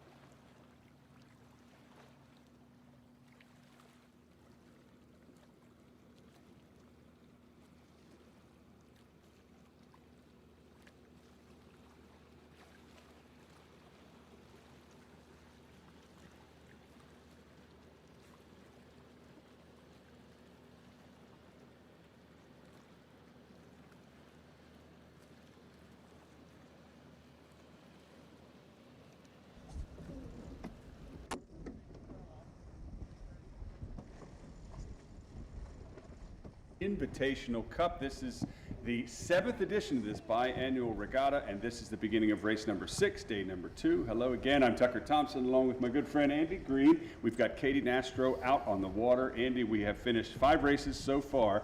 Give us an update on the scores. Well, I tell you, it's been a bit of a turnaround over the last couple of races. 2 8th places for the Royal Thames puts them now overall in 3rd position with 21 points. New York Yacht Club coming from dead last to a great finish in that final, in that 5th race. They are in 2nd with 20 points, but taking the lead after sneaking a win in the 5th race was the Southern Yacht Club on 18 points. In 4th, it's Royal Cork on 24. So there are 6 points that separate the top 4 boats. Eastern now in 5th with 30, but those top 4 boats right in the mix, and the breeze is up, Tucker. Definitely up. Let's check in with Katie Nastro real quick. Katie, on the water, 2 questions. 1, what's the breeze like? 2, how much time do we have? Those are 2 very good questions, Tucker. We are going to be inside 2 in just a few seconds. Breeze is up. My goodness, it is definitely been a little bit of a struggle for the RC to create a square course, but you know, we're working with professionals here. So the race manager has set a course. We're inside 2, and it looks, yes, actually, in fact, all the jibs are reached. So the breeze is up. I want to say 15, gusting to 18, maybe even reaching that 20. But we are getting these boats lined up and ready to go for race 6. Awesome. Thank you, Katie. We'll check back in with you. So, Andy, you heard her. We're inside 2 minutes to go. Most of the fleet on port, setting up for that final tack on to starboard there. The starting line to the left. Breeze is going to really deliver the best for last here. What do you think? Well, I think this will be the last race of the day. There's no guarantee. They can run up to 4 races, but we've had some cracking conditions. Now we're on reef on board with San Francisco Yacht Club. The reef, you can see the jib rolled up at the front of the boat, and now with 1 minute and 40 or so to go, final preps on the approach to the line. And we've seen all range of conditions today, from light to windy, and now we're at the top end of the breeze as the boats prepare for the final approach, and we're within 1 minute. We'll give you the exactos in a second when we get the numbers up on the course, but nonetheless, we will just follow the boats as they prep for the line. Look at that, 35 seconds to go. Everyone quite late, so we're going to see lots of bow down, lots of go fast as the numbers come down. There are 2 or 3 boats right at the windward end looking a little bit tight at the committee boat end. One boat slightly punched, and we will. Here they go with the countdown to the start. It's I think we're early, or rather late, a little bit on that time. The pin will come into frame, Andy, and give us an idea. Down here at the pin, it's probably Terry McLaughlin. He loves that kind of start from Royal Canadian, but everyone else winding up, cross the line. We're off in race number 6. And that pin boat is the most bow down of the rest of the fleet. You can see the boats to windward are trying to sort of punch, or rather live up on top of the hip of everybody. It's only that leewardmost boat that can really put the bow down and rumble. There's the pin end, Andy. So, and look at the fleet already starting to just stretch and accordion a little bit as the backpackers, if you will, second row, start to trail a little bit. To my eye, a little bit of a righty on the far right most boats on the course. What do you think? Yeah, right-hand shift just off the starting line, and it was favoured slightly to the boat, but as the gun went off, the right-hand side actually started to gain as well. So a little bit of a right-hand shift, plenty of breeze, 16 to 18 for sure. We'll see puffs a little more than that on not such good starts for Noroton, Royal Bermuda, Itchener, and Royal Cork, all having to peel away after poor starts. But good starts we can see from Royal Canadian, Eastern, Royal Thames, New York Yacht Club just struggling to hold a lane with San Diego, just squeezing them off. They're in a sandwich between the Southern Yacht Club and San Diego. So Royal Thames struggling a little, getting pushed back into the second row. Royal Cork, though, not in good shape at all. Royal Thames and Southern looking like they got the best out of that start of our leaders overall. Boy, the front runners, you can really see them. And like I said, the second row boats are hanging in there, so that tells you they don't want to tack. Better breeze in the middle of the track. It's tough for us to tell from here. Yeah, well, it does look like middle right has actually got a slight little right-hander there, and that is giving them a bit of an advantage just in the middle of the race course. And we're seeing that on Royal Canadian and Eastern currently. That Eastern punched out, and a Royal Thames just closer to us, one boat up, is also punched, but definitely a right-hand shift. The boat's going pretty quick. W4, despite it saying 6 legs, the leg from the windward mark to the offset is included as a leg on the track. So it's 2 upwinds, 2 downwinds, and 2 of those offset mark legs. Just for clarification, an Eastern and Royal Canadian, Southern, Royal Thames, all looking very good. Not in the top 10. New York just about holding on in 5th. So we'll update you as these boats continue up the race course. Welcome to everyone watching on Facebook, and those of you watching on YouTube as well. We're getting all your comments, compliments, and a few criticisms. Nice to see you all. We welcome all the comments. Andy, that middle pack seems to be a little bit punched, and I'm wondering, is there any tidal effect going on right now? What's the current doing? Yeah, it's the beginning of the ebb tide, so there may be a little more ebb tide just in the middle of the race course. I think it was more about getting a good start at the favoured end, the right-hand end of the starting line.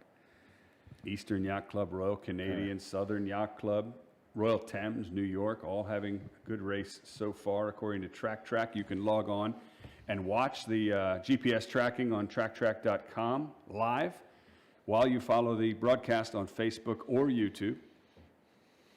And you're right, Andy, that pack of boats to the right is just wound up. I think that's where I'd rather be. Mm-hmm. Yeah, I think so. I think that middle right-hand side is good. We're going to get a few updates from our spies on the racecourse, as well as Katie Nastro, so that is good to know.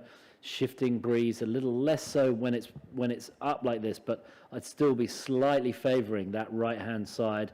I like the boats that have continued on starboard out of the line. That gets them a long period where they can focus on their boat speed. But all the top 5 teams currently right up at the top. The only one we don't see there is Royal Cork, who had a bit of a stinker of a start. Well, let's check in with Katie Nastro out on the water. If you can hear us, Katie, we can only guess based on the shots what is going on the race course in terms of breeze. What do you see? I have to say, being rough out here. We're definitely seeing more breeze on this kind of top left-hand side. The boats that are playing more conservatively on the inside, I think, are keeping their lanes and just like literally putting the hammer down in terms of speed. Everybody's up on the rail and they're just trying to survive. Terrific. Thanks, Katie. Looks fresh out there. And Andy, you heard her say there could be a little bit more breeze on the top left. Is that why a lot of these boats haven't tacked? Maybe that's the next shift? Yeah, they're just carrying on. But what I really like is the fact that the crucial thing is out of the line. Don't tack too soon. Keep going fast if you've got clear air, and that puts you to an advantage of the boats that didn't get the start quite right. The left-hand side on track, certainly suggesting that that's the place you want to be. Now, at some point, this pack of boats to the left is going to run into Prudence Island and start thinking about tacking. New York Yacht Club is now the leewardmost boat of this pack, heading to the left side as we look upwind. Yacht Club Argentina has tacked. There they are, right of screen. They're going to take a bunch of transoms.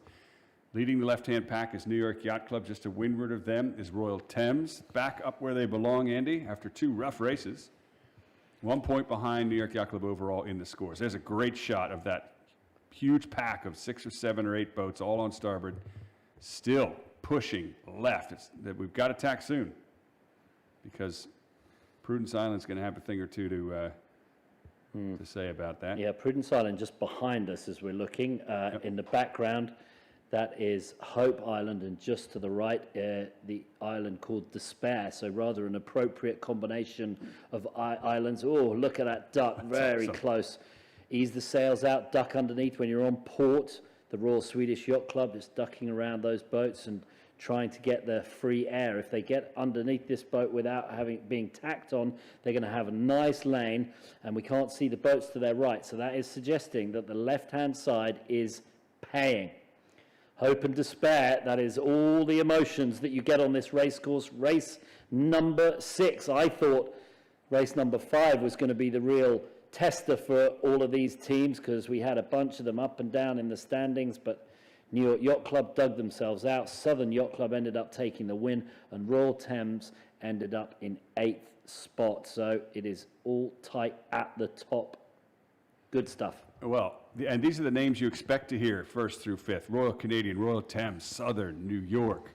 These are all teams. Many of them have won the regatta. All of them actually have won the regatta before, and they are your front runners in this race. So I think it also shows, Andy, that late in the day, breeze is up, fatigue sets in. The teams that know these boats the best are starting to pull forward. There's the tack finally from New York Yacht Club and American. Fascinating. And who's going to cross? Royal Thames is going to cross New York. Are they going to plant one right on top of them? That's sort of middle left of your screen. New York is on port, a little farther behind than I actually thought. Yeah, they're not in great shape there, New York. It says they're 5th on the tracker, but man, they're only 5th because they're going to have to cross the entire rest of the fleet. But they are a good few boat lengths ahead of the other boats are on this left-hand side of the racecourse. They're going to have to do some work here, New York Yacht Club, for sure. Southern looking good, Royal Canadian and Royal Thames all looking good ahead. Let's check back in with Katie Nastro out on the water. Katie, when we last left you, you said it looked like upper left was going to pay. Is that in fact what we're going to see as the fleet consolidates? Tucker, yeah, not being able to hear you too well, but these boats that are hedging their bets out to this left-hand side, they're going to have to tack at some point because we're getting awfully close to that Island. but it might be renamed Despair if they get a little too close. We are now looking at Royal Thames. They're just putting the hammer down again, and they are looking over their shoulders, so I do anticipate them looking to either duck Royal Canadian or, just take their own lane and go.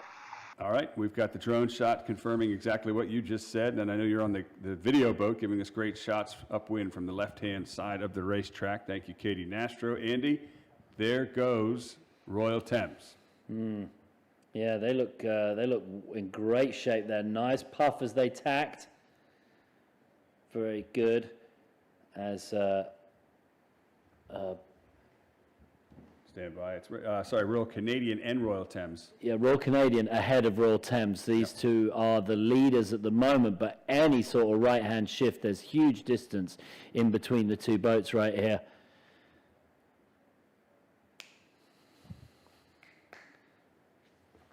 Here we go.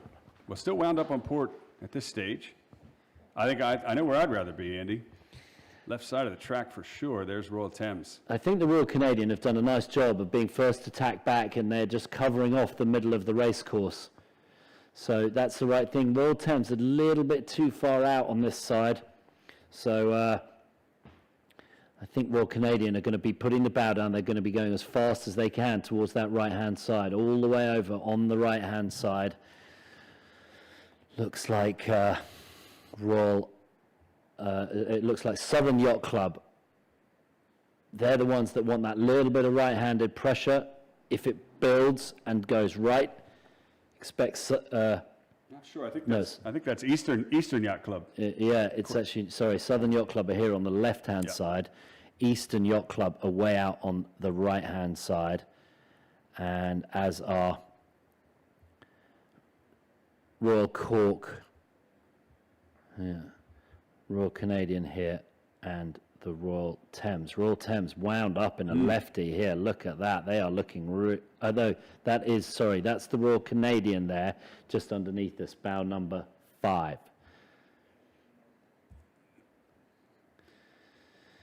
So just out of screen, there are two more boats, Andy, to their left Royal Thames.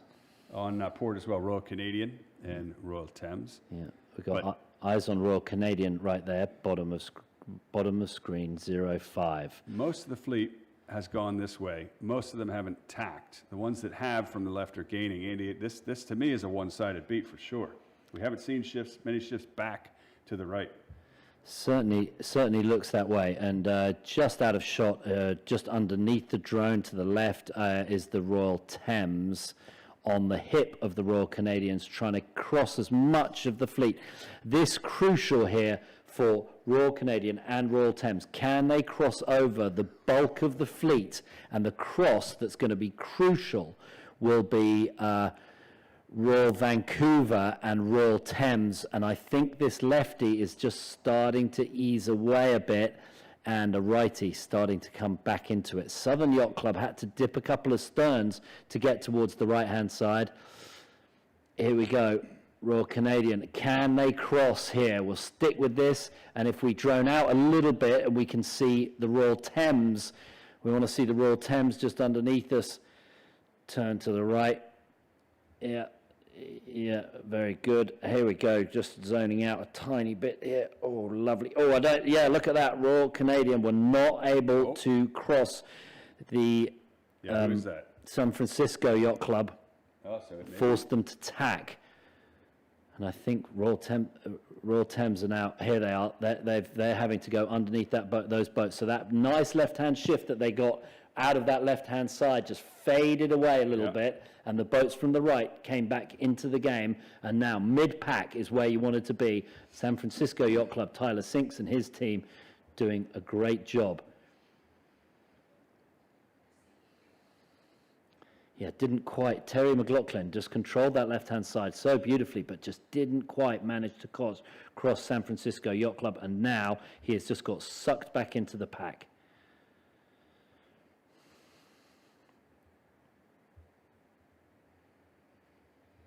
Royal Vancouver Yacht Club, the leewardmost boat, right of screen. Big ease on the main you saw there as that last puff hit. They're a bit more twisty and bow down than their competitors. These boats like to go bow down, Andy, don't they, for speed? Well, the thing is, when you get into a nice shift, as San Francisco Yacht Club are in, you essentially want to go as fast as you can and try to head for the next shift. And then as soon as you get to that next shift, you make a tack. And then it's about going a little high and slow when it's headed and a little faster when it is lifted so that you can get to the next shift. Increasing your leverage. These guys are leveraged all the way to the left-hand side. Royal Canadian has finally tacked. Royal Vancouver will follow suit. Royal Vancouver there, just bottom of screen. They've tacked there. They're not too bad working on that left-hand side. I was going to say, has it just ticked back left a little bit while we're watching this? Yeah, I think so. Yacht Club Costa Smeralda there, having to duck a bunch of boats. They are just ducking underneath those and losing a lot of action as they had to duck under Yacht Club Argentina and American Yacht Club. Who is that one boat punched all the way to the right-hand side? I think that's San Diego. Eastern, is it? No. That's Eastern. Hey, there she is. Thanks, Katie. Eastern. Okay, so we got one listener. All right, thanks. I'm your biggest fan. What can I say? Hey, Keep it going, Katie. Tell us what you see. yeah, keeping us honest. How's it going, Katie? The breeze is oscillating a bit, so I think, as you mentioned before, Andy, these boats really need to just stay in that phase. You want to go lifted and fast for as long as you can until you can connect the dots, and I think that's what a lot of these teams that we will see in this top pack do. Breeze actually appears to be down a little bit, not too much, but a little bit less than before. It's not kind of all hands on deck, but it certainly is more than it was race 5. So curious to see what happens at this top weather mark. Now, Katie, question for you as we look at this shot of the middle of the fleet. Where in the world is New York Yacht Club? Track has them back in 16th. What do you make of that? Oh, I think we might have lost her. Yeah, The same question, Andy. What happened to Commodore Culver? I'm here. Can you see where New York Yacht Club is, Katie? Yeah, I'm trying to get eyes on them, and they are kind of back row. They're struggling a bit in this race. Not their best sailing, but again, they had a poor start in one of the last few races, and we saw them climb their way back. So Yeah. I anticipate kind of the same deal, but unfortunately, they are in that back row, in that middle of the race course.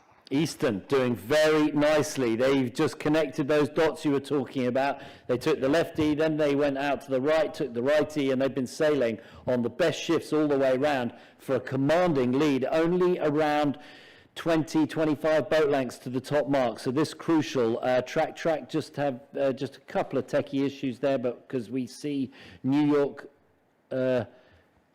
Wait for it. New York Yacht Club there, I think that is that's Eastern, there we go. Eastern is 16 and New York Yacht Club behind them with bow number 19, not in good shape at all. But you're right, Eastern's done a great job, and they just consolidated to keep the rest of the fleet in check behind them. I'm just trying to find the name, Andy, of Eastern's. A little bit of a moment. He's kind of laughing at his kids that are on board New York Yacht Club. What's that? Who's laughing? I said, I believe that Bill Lynn is having a little bit of moment. He might be laughing at his kids who are actually sailing for New York Yacht Club instead of for Eastern. They're on the wrong boat in this race right now, that's for sure. Billy Lynn is in the boss seat. Yeah, he'll be very happy about that. Who is Eastern's tactician, Andy? For some reason, I don't have that club in my page. That or I've lost it. Because he's doing a spectacular. Clinton Hayes. Clinton. I have that. Hold on. Yeah, got you. Clinton Hayes. Clinton Hayes doing a super job. Give that man a raise. And a college All-American, of course. If you're a college All-American, you know how to tactic your way around a race course like this. Flat breeze, fleet racing, tricky conditions, shifting breeze, little bit of favourable tide as they come towards the windward mark. The final tack in to the top, and Eastern are leading by a handy, healthy margin. Now, that's not the top mark. That pink is the limit mark. All the boats have to leave it to their port, upwind and downwind. And you're right, Andy, Eastern Yacht Club, what, 10, 12 lengths ahead of the whole fleet, and a big crowd sorting out the wind shadows behind them. Slightly overstood the big pack behind because of that little bit of fair tide. So 0.2, 0.3 of a knot now of fair tide, just enough to just slightly change your geometry around the race course for ley lines. Royal Thames not doing great, Southern Yacht Club not doing great, New York Yacht Club not doing great. Eastern, fifth overall, 12 points behind the leaders Southern, but now leading. So we may well have another boat in the mix. I'd like to see a little bit more vang on the Eastern Yacht Club though, on this reach along. Here we go. Well, maybe they might have preset it for the run. You do want, when you're doing these high modes downwind, which these boats like, you want the vang a little bit twisty. There we go. Here comes the hoist. That's leg 2, the offset leg. Spinnaker goes up. Eastern Yacht Club Marblehead. Good set. They're off. Look at the crowd behind them, Andy. Yeah, look at that. How tight. Also, and that is Royal Vancouver Yacht Club doing a nice job of the bear away as they get there. And bound number 2 is some San Francisco Yacht Club as they go for their hoist. Ringing the bell, the mastman giving it everything. A little support there from the bowman as they turn around just to give it a hand. This is awesome. This shot, I mean, this is the essence of the Invitational Cup. All 19 boats piling in on starboard around this mark and rushing to get the spinnakers up at the same time. There must be less than 60 seconds between the whole fleet as Eastern leads 9 countries. Well, one of the few yacht clubs that isn't. Downwind. That's one of the few yacht clubs not represented, a Russian yacht club. But we've got here Hoth just to windward, getting their spinnaker up, and there is the Royal Thames. Is that a jibe set from the Royal Thames? It's not a good one if that's the case. They've got to get that spinnaker. They've got to get that spinnaker all the way around. For the back of the boat, it was a jibe set, but not for the front of the boat. Right there, yeah, comms. Yep. On board with Swedish Yacht Club. They got the shoot up. They're headed downwind. Perfect conditions today here in Narragansett Bay. Yeah, lovely. They went outside yesterday, and that's where. On board with the jibe. Yeah, Oh no, just put them way back. yeah, weight back. Let's go Everybody's fast. going in the back of the bus. Yeah, grind it on, go up a few degrees, and send it. Can't ease fast enough. Oh no! On board with them as they got it too high, and the boat just stalled out. I thought they were going to put a stamp on it and send it, but they did too much, and the boat tripped over its bow, stubbed their toe, and that will cost them plenty of boat lengths on the Royal Swedish Yacht Club. Well, wonderful to be on board for that little bit of drama. Now, reset, go again. 2 things you don't want to do in this fleet, Andy. One is broach, and the other is broach with the camera on board watching. The leaders right here, the drone shot. We can see the right at top of screen, Royal Thames Yacht Club and American Yacht Club jibed away, as have Yacht Club Argentina. Everyone else on starboard coming down towards San Francisco Yacht Club, 110 meters behind Eastern Yacht Club, who are the current leaders. Look at them. I mean, they are just flying. Have we got boat speed on Eastern? I'd love to know what boat speeds they're doing. Yeah, very good. Look at them ripping. Every crew hiking off the farthest aft corner of that boat, 3 sail reaching, bow up a little bit, 14.4 knots. 0.7, almost 15 knots of boat speed downwind in this IC-37. Look at that. Yeah, Great, that's as great good as it gets. Great drone footage. That's when you want the kids on your TV crew. They know how to fly those things. Here's a jibe setting up, Andy. Oh, look at that. He's just panning out. Then we're going to get the whole fleet. Jibe right in front of us. Poetry in motion. Oh, no. It's a bad jibe. No, it's a good jibe. That's good. Got the kite over first, then the main and jib. Now put the bow up a little bit, ease the kite, and they're off. Second place follows suit. San Francisco Yacht Club, not as clean of a jibe, Andy. There it is. They were actually a little faster through the jibe. Eastern were just a bit slow through that jibe. They didn't ease the spinnaker quite enough prior to the jibe, and now they've still got a little too much ease in the spinnaker, not going quite fast enough. I tell you what, though, those boats that jibed early don't look very good to me. No. Nope, but these top two, they've plugged into a really nice shift downwind. There, Eastern's back with the bit between their teeth. There Look they at them go. taking off.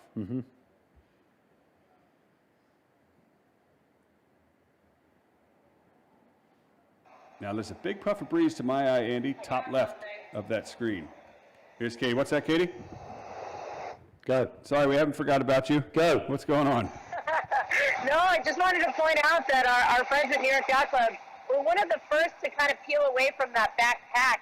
And they've got some breeze on them right now. They're sailing pretty high, and they're hedging their bets to the right-hand side of the course if you're looking upwind. And, you know, they've got some speed work to do. So, I wouldn't put them out of the game quite yet. Okay, how much money would you put on the game? Again, Tucker, I am not a big betting. woman. Yeah. I don't like that. I don't like that left hand, that right hand side. I don't like the early jibe right now. I'm seeing all of these boats that jibe later doing a better job. Now they've got a few waves to help them down as well. Oh, trim that chute, trim that chute. Yay, yay, yay. That was Billy Lynn decided I'm going to catch that wave, but then they ran over their own breeze for a second.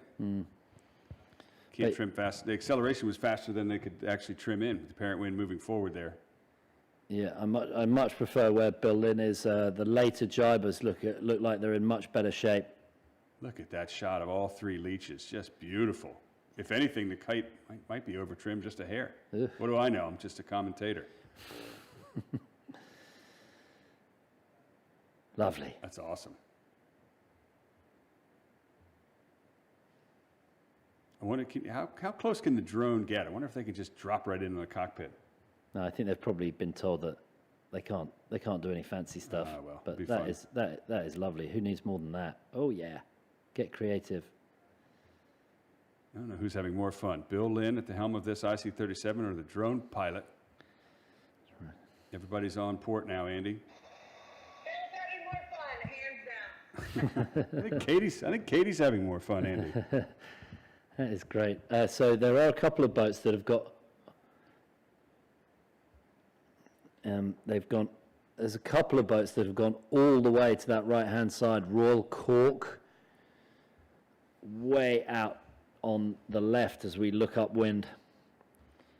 Eastern, San Francisco, Royal Canadian, Southern Yacht Club in fourth. So they're doing very nicely. Then Royal Cork, Noroton, Hoth, Yacht Club Italiano, New York Yacht Club is slated in ninth place.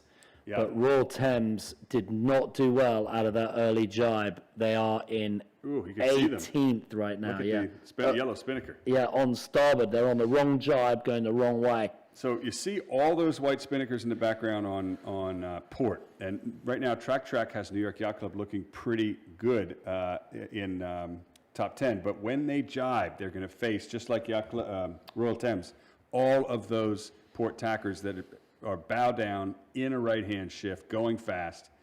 And I think they're going to, sadly, I think the gains that they made early on, they're going to start peeling away once they jibe. Meanwhile, look at Eastern Yacht Club. Gaining on every leg as they head to the leeward mark. I think we've got one more jibe in it. Now, here's a great shot of the wind up the course, up the track, Andy. Which side do you go? Which gate do you choose? Which side do you go upwind? I think I'd probably err on the right-hand gate, Looking carry down. on for a bit, and then flop back to cover the main part of the race course. So you'd go left, Look early at left. Southern. No, I'd go middle race course in this sort of breeze and just play the shifts. Look at the Southern Yacht Club, how low they are. They are just to the right of the leaderboard, and they're just a few degrees lower and pretty fast right there, making gains. The San Francisco Yacht Club have gained 25 meters on this downwind leg. They're now only 90 meters behind. But down at the back, 600 meters, the Royal Thames. And in this sort of breeze, it's much, much harder to catch up. Now, far, far, far right of screen is New York Yacht Club. They've jibed onto starboard, and they're going to start taking a lot of lumps as they, the whole fleet, there they are, look. that whole pack's going to cross, unfortunately, ahead of them. Oh, yeah, New York Yacht Club. This is really going to be really hard for them to get back. Okay, here we go. Jibe on Eastern. Slightly earlier on the flare they did there. And there we go. Much Nice. better jibe. I like that more. Earlier flare, better jibe. Late main jibe. Thank you, Coach. Okay, let's bring Katie in real quick. Katie, can you hear us? I can, Tucker. Yes, we're down at the leeward mark, or I should say the leeward gates. Eastern has done just a fantastic job of just covering and keeping that lead, and they're now coming into the gates. And I can't really tell which one they're heading towards, but if I would bet money, it appears to be the left-hand gate, the right-hand gate if you're looking downwind, and that would be that left-hand gate if you're looking upwind. Okay. And Anybody else confused? That is what they're doing. They're going left, around the left-hand gate. All right, And thanks. San Francisco is following close behind them. Yeah, we can see in the drone shot, it looks like a little bit of pressure coming from the lower left side, and we'll see if Andy was right. As soon as they get their bow into it, tack, stay in the middle, check in with the rest of the fleet. First and second place now going around that left mark as we look upwind. Water level here, so I assume we're on board with Katie's boat. Who's in third, Andy? I'd still prefer that right-hand mark, I think. Royal Cork Yacht right. Club in third. I would not agree with you, Andy. Okay, well, hey-ho, away we go. So 1, 2, and 3 have rounded the left gate. Bit of a break there, and then we've got the pack.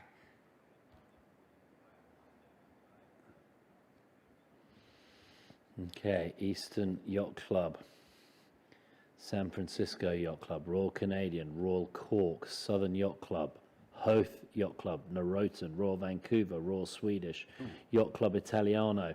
Who do I not see in that lot? I don't see the New York Yacht Club. I don't see the Royal Thames. Looking at track, Andy, and I know you're a member, you don't want to see New York Yacht Club right now.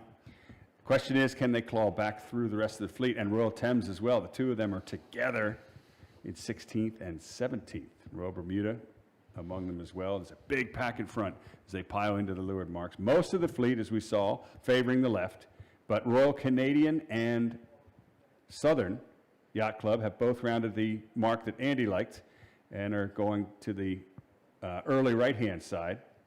We'll see when they consolidate whether that is a gainer, but Eastern Yacht Club is uncatchable at this point.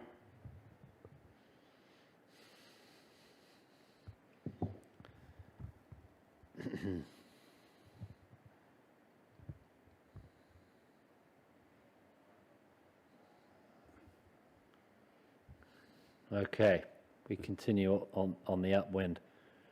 Now, San Francisco Yacht Club has tacked onto port, Andy. Eastern Yacht Club has tacked with them. Now we're back down at water level. Who's this? That's Royal Cork, I believe. Mm-hmm. Yes, because just to windward on the left of the screen there is Eastern Yacht Club. That's your leader. And in the middle, that little boat there in the middle, that is the San Francisco Yacht Club.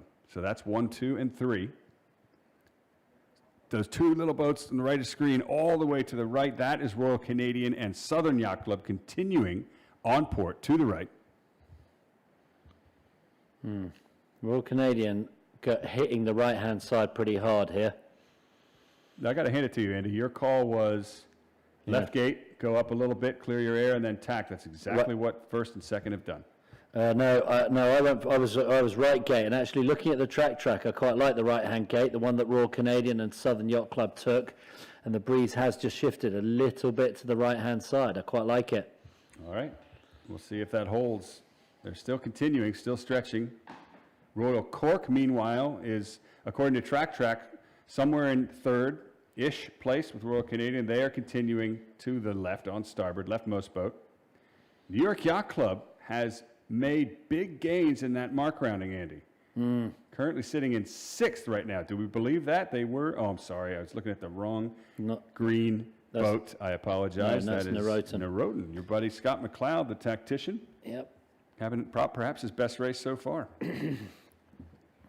Yeah, New York Yacht Club stuck right in the middle of the pack. Sorry about that, New York Yacht Club fans. Royal Vancouver Yacht Club doing a couple of penalty turns or at least one penalty turn as they came around that bottom mark. They clearly fouled. I don't know if they were told to do a turn or they did it voluntarily. Let's just check the umpire feed. I think it was a voluntary penalty, so only one turn.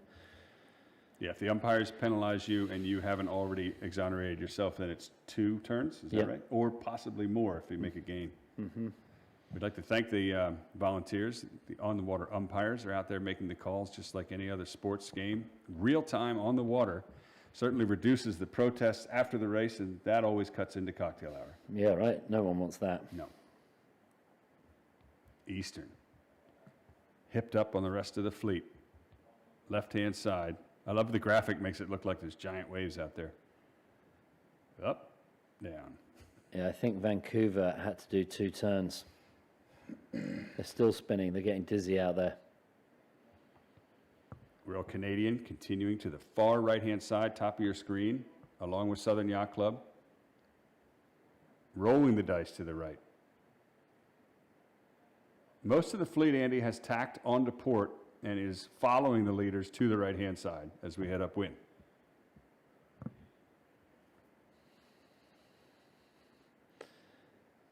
Royal Cork and Southern doing good work here. Royal Thames, Eastern doing very well. Royal Thames and New York Yacht Club, first and second going into this morning, are deep, and they're in trouble. No question. This is going to turn the tides for sure. And no throwouts in this series. 12 races scheduled for this 7th biennial edition of the Invitational Cup.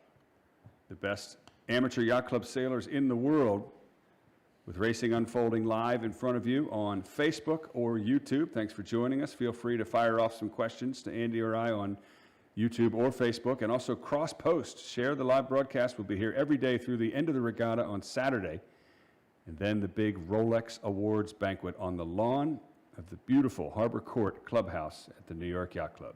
You're looking at Royal Canadian Yacht Club and Southern Yacht Club, both former winners of this event, both still heading on port to the right-hand side. Just as I say that, Terry McLaughlin puts the helm down. Royal Canadian finally decides to check back in with the front runners from the right. He's on starboard. Southern continues, likely to tack on his weather hip. Maybe can we pan track all the way around so we can see what Royal Canadian is looking at with the rest of the fleet to lure them? It's almost like the drone pilot, Andy. Look at that. Okay, cool. Now we'll take a look at what they see to leeward of their sails. Some more boats heading right behind them. A couple in the middle, Yacht Club Costa Smeralda. And just coming into the view from the far right-hand side, you can see Eastern Yacht Club. Still well out in front with San Francisco Yacht Club. Where are they? They are crossing Royal Canadian and Southern Yacht Club. So that's the 4 boats on the left of your screen. 2 of them are on starboard, 2 of them are on port. It's tough to tell that the 2 leftmost boats are on port. That's Eastern and San Francisco Yacht Club. Have lost a bit to Royal Canadian and Southern Yacht Club from the right. Andy, I hate to admit it, but you were spot on. The right-hand shift brought the 3rd and 4th place boats back into the game. Yeah, it's quite close now, the Royal Canadian and the Southern Yacht Club. I mean, Eastern and San Francisco Yacht Club still leading the pack, but now much closer cross between the 2 of them. So it may be that there's a little right-hand shift, maybe that there's just a slight bit more ebb tide closer to Hope Island there, because the tide turns first on the shore,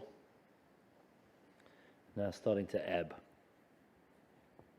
Royal Cork back into it. They're in the middle of the course. And Royal Thames trying to get to that right-hand side, get a bit of leverage, so that's not bad for them. They're very near the New York Yacht Club. Royal Thames and New York Yacht Club within a couple of boat lengths of each other in sort of 15th and 16th, 14th and 16th. You know, one thing, Andy, that always intrigues me about this game, or any sport for that matter, is the psychological side, the mental side. How can we see a team like Royal Thames one day get a second, and a first in a dominant dominating a fleet like this. And then today, totally different boat. Right? They're just, I mean, it's amazing to see the difference 24 hours makes. Yeah, yeah.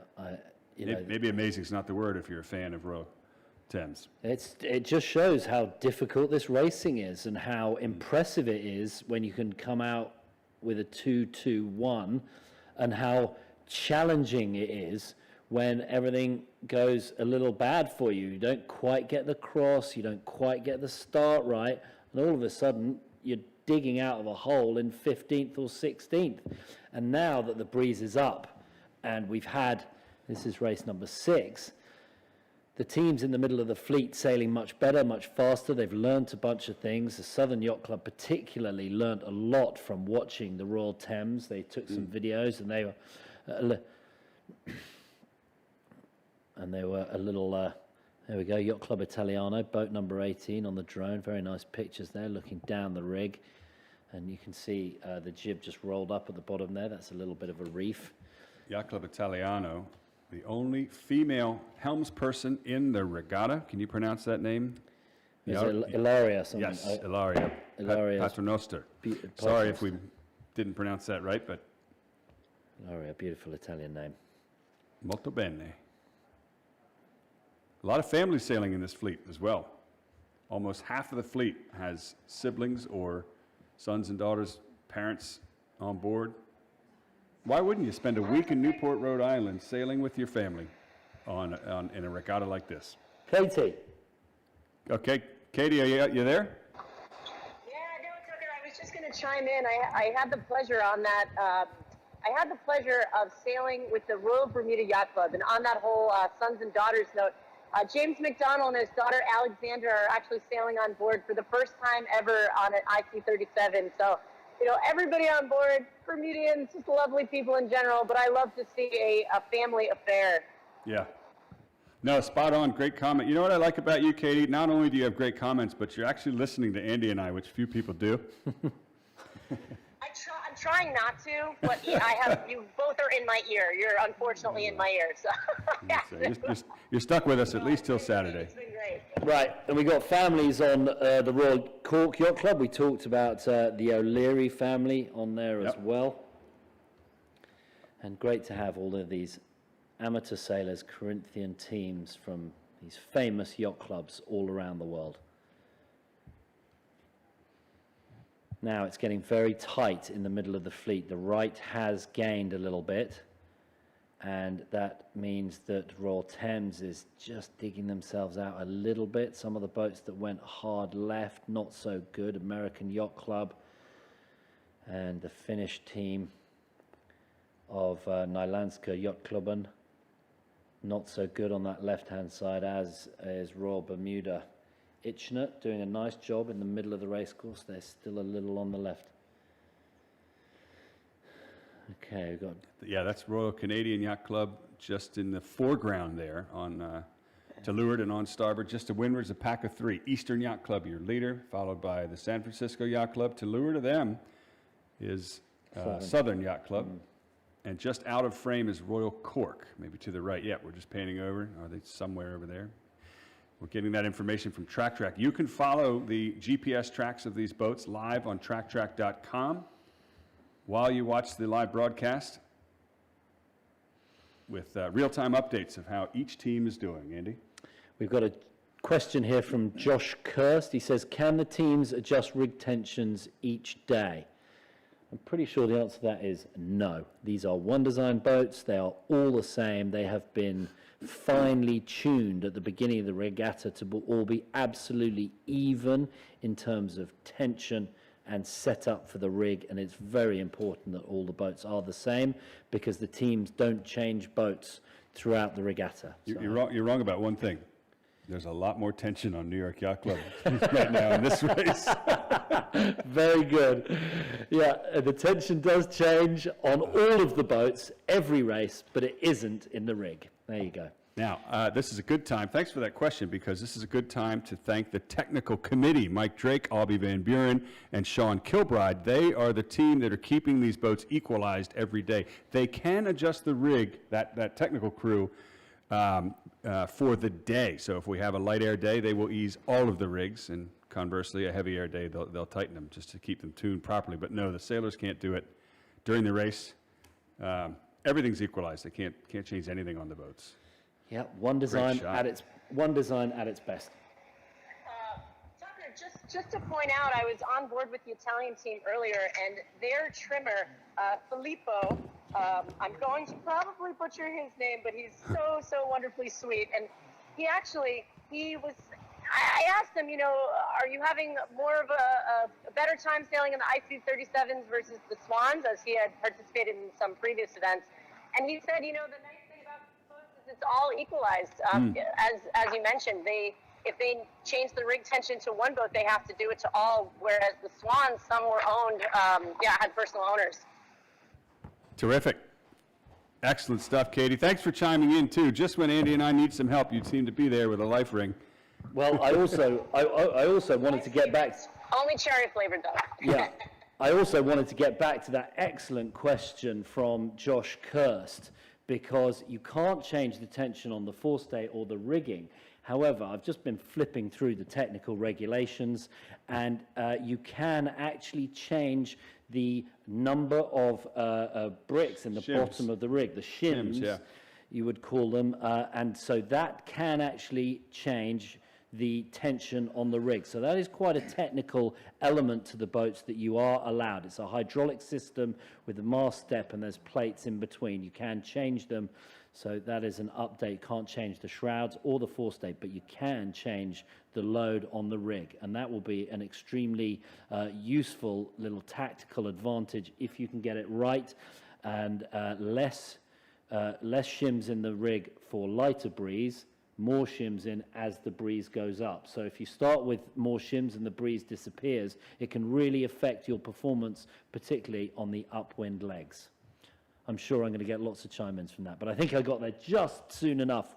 Well done, Andy. Actually, thanks for the questions, and keep them coming. We want to hear from the audience following all of these 19 Yacht Club teams. Particularly, we want to hear from the supporters of each club. A couple years ago, Andy, Southern Yacht Club got the award for having the most number of fans for their club. Here we are back in the action. Eastern Yacht Club has tacked. This will be to head to starboard ley line for the last time at the top mark. Billy Lynn, it has been a wire-to-wire race in first place for Eastern Yacht Club. Now, who's that to the far right? They're about to face the San Francisco Yacht Club, Andy, who's gained a little bit on them on this beat. Yeah, well, that is true. The Tyler Sinks driving beautifully as they come into the top here. This is going to be all on. And well, Tyler Sinks is driving for San Diego Yacht Club. This is Sean Bennett, San Francisco Yacht Club. I'm so sorry, Sean Bennett from the San Francisco Yacht Club. I'm still under the rig, pumping the hydraulics, changing the shims. Yes, it's understandable. Top mark, left of screen. Eastern Yacht Club. Their lead has been diminished a little bit by the San Francisco Yacht Club. Andy, you know the advantage shifts to the trailing boat downwind if it's close, just like a match race. We're going to have a fight for the front to the finish here between San Francisco Yacht Club just behind Eastern by a few lengths. The big question will be that first jibe, when it comes and whether the trailing boat can jump on. These two boats have enough of a lead on the rest of the fleet, Andy. Would you be employing some match race tactics here? No, I don't think so. I think both of these boats will be happy just to stay in clear air, to go down as fast as they can to the bottom. First or second will just be fine in those conditions. And it's points of the compass doing well here. Eastern Yacht Club leading, Southern Yacht Club in third, San Francisco Yacht Club second, Royal Canadian in fourth, and San Diego, that is Tyler Sinks, the helmsman, in fifth. I was going to say, speak for yourself, Andy. If I'm Sean Bennett in the San Francisco Yacht Club, I counted. It's just 3 lengths separating first and second. I'd be aggressive. I'd set up to jibe on them, try to roll them, go for the win if you can. You don't have much to lose if you're in second place with a lead like this. Yeah, great pictures here. That's it. That is the top point. I Go. would even say the gap is closing in. 3 is now turning into 2.5, and they're chasing. Okay, we're going to we'll readjust our cameras on the water and bring you the feed from the leaders in a moment. Southern Yacht Club doing lovely. That was, I guess, who Katie is talking about. Southern Yacht Club, just known to be very fast Upwind and downwind boat speed, Johnny Lovell, that is his real thing. He wants to be the fastest boat on the race course, whether he gets the tactics exactly right or not. As long as he is the fastest boat, that gives them a little edge on the other 18 boats around this race course. Says the Olympic silver medalist. So here's the update, folks. Eastern Yacht Club in first, followed very closely by the San Francisco Yacht Club, then Southern, Royal Canadian, San Diego, Royal Cork, Yacht Club Argentina, Yacht Club Costa Smeralda, Norotan, and Royal Thames, your top 10. Here are the leaders, Andy. Look at them go. Yeah, And where's second place? Have they jibed away? no, not yet. No, where are they? They've got to be close. Maybe we can pan left and see second. Yeah, he's doing a great job, this drone guy. Amazing. I don't know how that drone guy can hear us, but he can. It's okay. So actually, Eastern Yacht Club, Andy, is showing the speed they had downwind. This is where they make their gains on the rest of the fleet. And right now, the San Francisco Yacht Club, even though they're used to sailing in breeze, is dropping back, and their chances of passing Eastern are diminishing. Yeah, I think it's fine. In this breeze, this is all good. They're doing between 12 and 14 knots downwind, and this is the windiest we've had so far, race number 6, so they're perfecting their heavy weather sailing skills. I just saw 15.16 knots. Billy Lynn and crew from Eastern Yacht Club, they are an average of 2 to 3 knots faster than the majority of the fleet downwind. That is some serious skills. Here's on board Royal Thames. Current regatta leader, but things stay as they are today. That's going to change. The yellow spinnaker will be flown aboard another boat tomorrow. Maybe that'll be a relief for Royal Thames, Andy. I wonder They just spun out. We just got that picture of them recovering from a bit of a spin out. That won't do their confidence any good, but currently in 10th spot, and they have one boat in between them and the New York Yacht Club, who are in 12th. Let's go back to the leaders. There's Billy Lynn right there. Call him the postman. Oh. He is sending it. It's just a different boat when you see them. They are a crew that knows how to sail these boats in these conditions. Andy, setting up for the jibe onto port. Here we go. Nice. Get the new chute on. Yep. Spinnaker This is gonna be a good first. one. Yep, very good. Oh, no! Look at that! They're going to broach. That is not the way to do it. Now, can they recover in time? Too much. Oh, dear, oh, dear. I think they'll be okay. They've got a decent lead, but you definitely don't want to sit it on its ear too much. What happened there? Was the leeward runner on, or Yeah, I think you're right. I think that might have been a leeward runner problem because it was looking okay. Maybe it might have steered just a little bit too much into it. They dug into a wave, the bow? Yeah, there's someone there on the leeward side there. I think that was probably a leeward runner. Oh, they've issue. lost the entire spinnaker sheet. They can't get it on. Now No, here comes it went- second place. It went over the boom. I think they had, It's gone from bad to worse. Now they've got the San Francisco Yacht Club on their breeze, and San Francisco Yacht Club is 16 knots to Eastern's 9, and dropping. I think we're going to have a lead change, and this is the fight for the front to the finish, Andy. yeah. This I think they're going to be all right, Eastern, but that's not how you want to do it. One more of those, and they'll be in big trouble. Yeah, and it may be that their air has been covered now. I think you might be right, actually, Tucker. I think it might be possible for the San Francisco Yacht Club to roll over the top of them. Well, not only are they on their breeze, not only will they have starboard advantage when they converge, but think of the confidence that the windward boat now has to be in that position, and how shaken the Eastern Yacht Club crew is. They're still trying to get their boat up to full speed, and every time they accelerate, they run into the wind shadow from Eastern Yacht Club. Eastern is now faster and lower. I'm Yeah, sorry, San Francisco. San Francisco Yacht Club. Yeah, they've done a nice job. San gonna have a Francisco lead Yacht change. Club started a little slowly, 17.79, but today they've had 2.11, and this is going to be a 1 or 2 barring disasters, so well done them. Now, let's take a look at where we are on the racetrack to give you an idea. I'm sure we've got at least one more jibe in it. Yeah, one more job, maybe not, actually. They're pretty close to being on ley line here. Now, if you're Eastern Yacht Club, you better hope there's one more jibe in it. That's your opportunity. If you are the San Francisco Yacht Club and you can make it in straight without jibing, you're going to win this race. And, you know, I've often said in these broadcasts, Andy, that good crew work isn't going to make you go farther forward. It's not going to advance you in a race. It'll just keep you where you are. But bad crew work, or a mistake, I should say, will drop you back. And that was a costly error from such a commanding lead. Now look at Eastern, Andy. Look at their speed. They're clawing back into this. They're almost into an overlap position. Can they keep the San Francisco Yacht Club pinned out from jibing for the finish? They're pretty much on ley line, so this is all going to come down to the last little bit when they get there. Maybe we can bring Katie in. I'm not sure. Katie, number one, can you hear us? And number two, are you in a position to see whether these boats will need to jibe again or not? Tucker, I can in fact hear you. I'm not sure if you can hear me. These boats are literally sitting next to each other, and from my vantage point, I anticipate there might be a jibe in store for either of them. It actually appears to be now that San Francisco has pulled ahead. Yeah. Thanks, Katie. And I think with another jibe in it, that's going to make this finish pretty exciting, Andy. But she's right. Katie nailed it.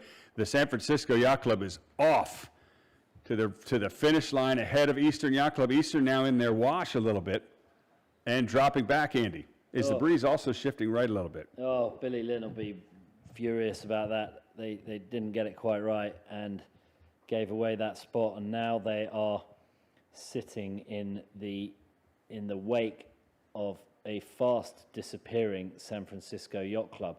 And I guess if anyone knows how to sail in big breeze, San Francisco famed for it, right, Tucker? Well, look at I like the difference in the main trim of the two boats. Eastern Yacht Clubs is a lot more open. They're sailing a little bit deeper. Maybe they think there's some hope to get on their breeze if, in fact, there is another jibe.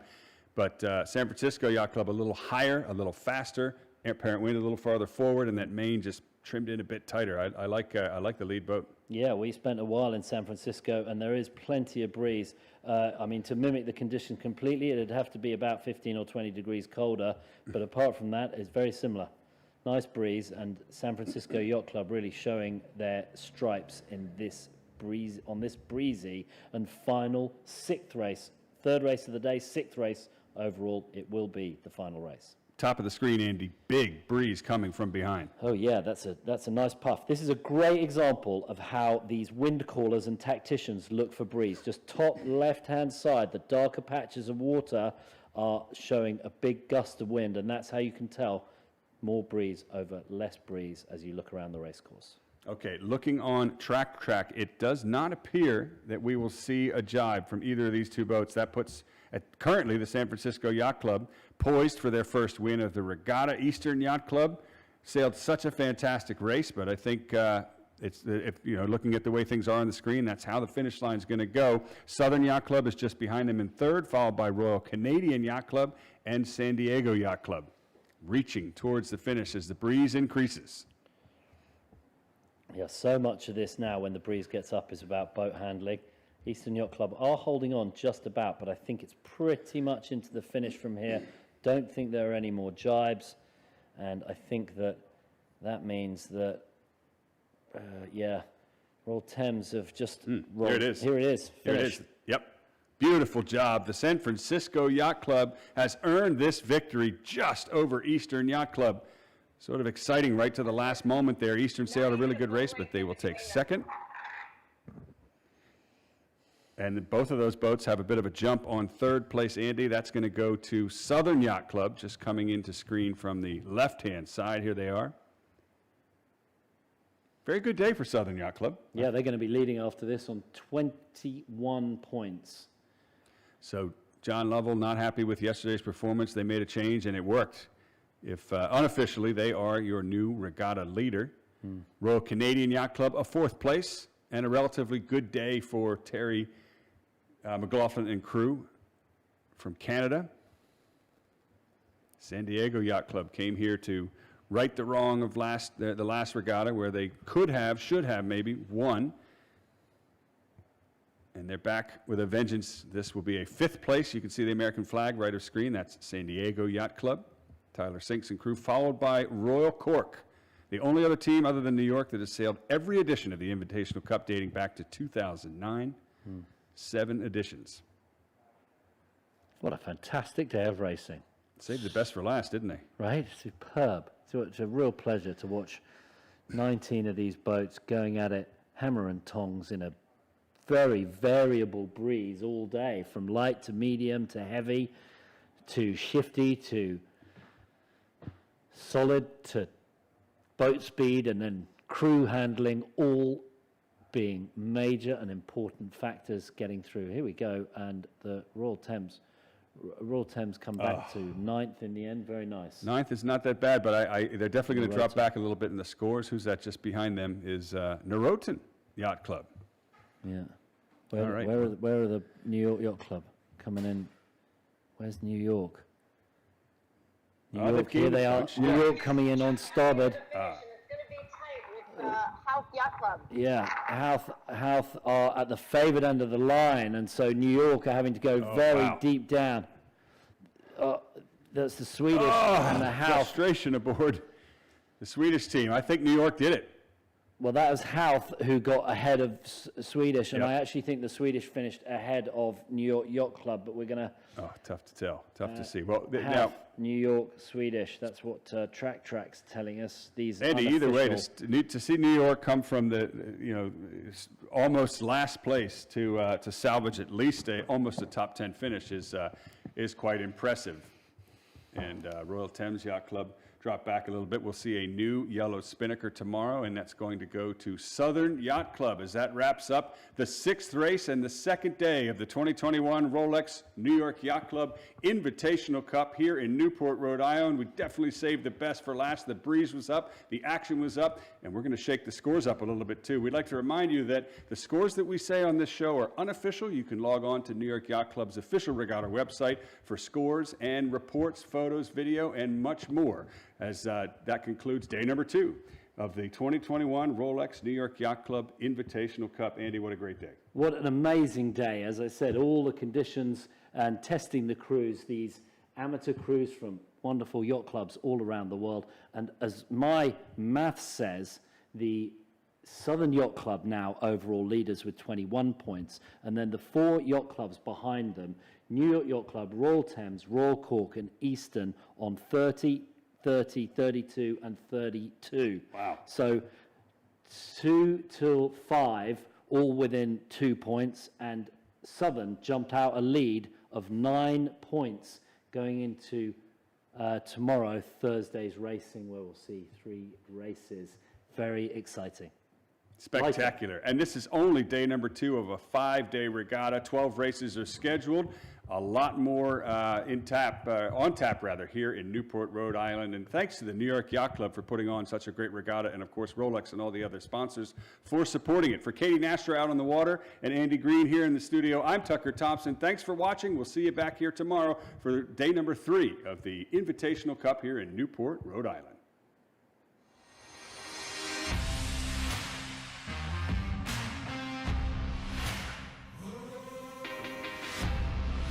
Welcome to Newport.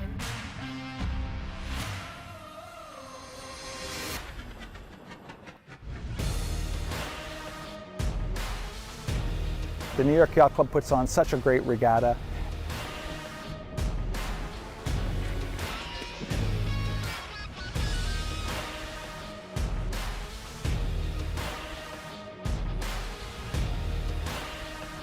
It looks like this year is going to be probably one of the most competitive editions of this regatta, so we're excited.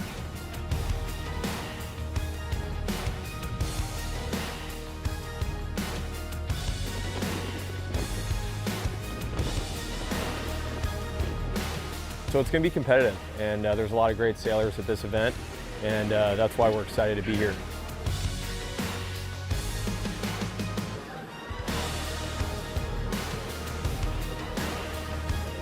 Enjoy the Corinthian spirit that is the cornerstone of this event. We're really looking forward to a great week.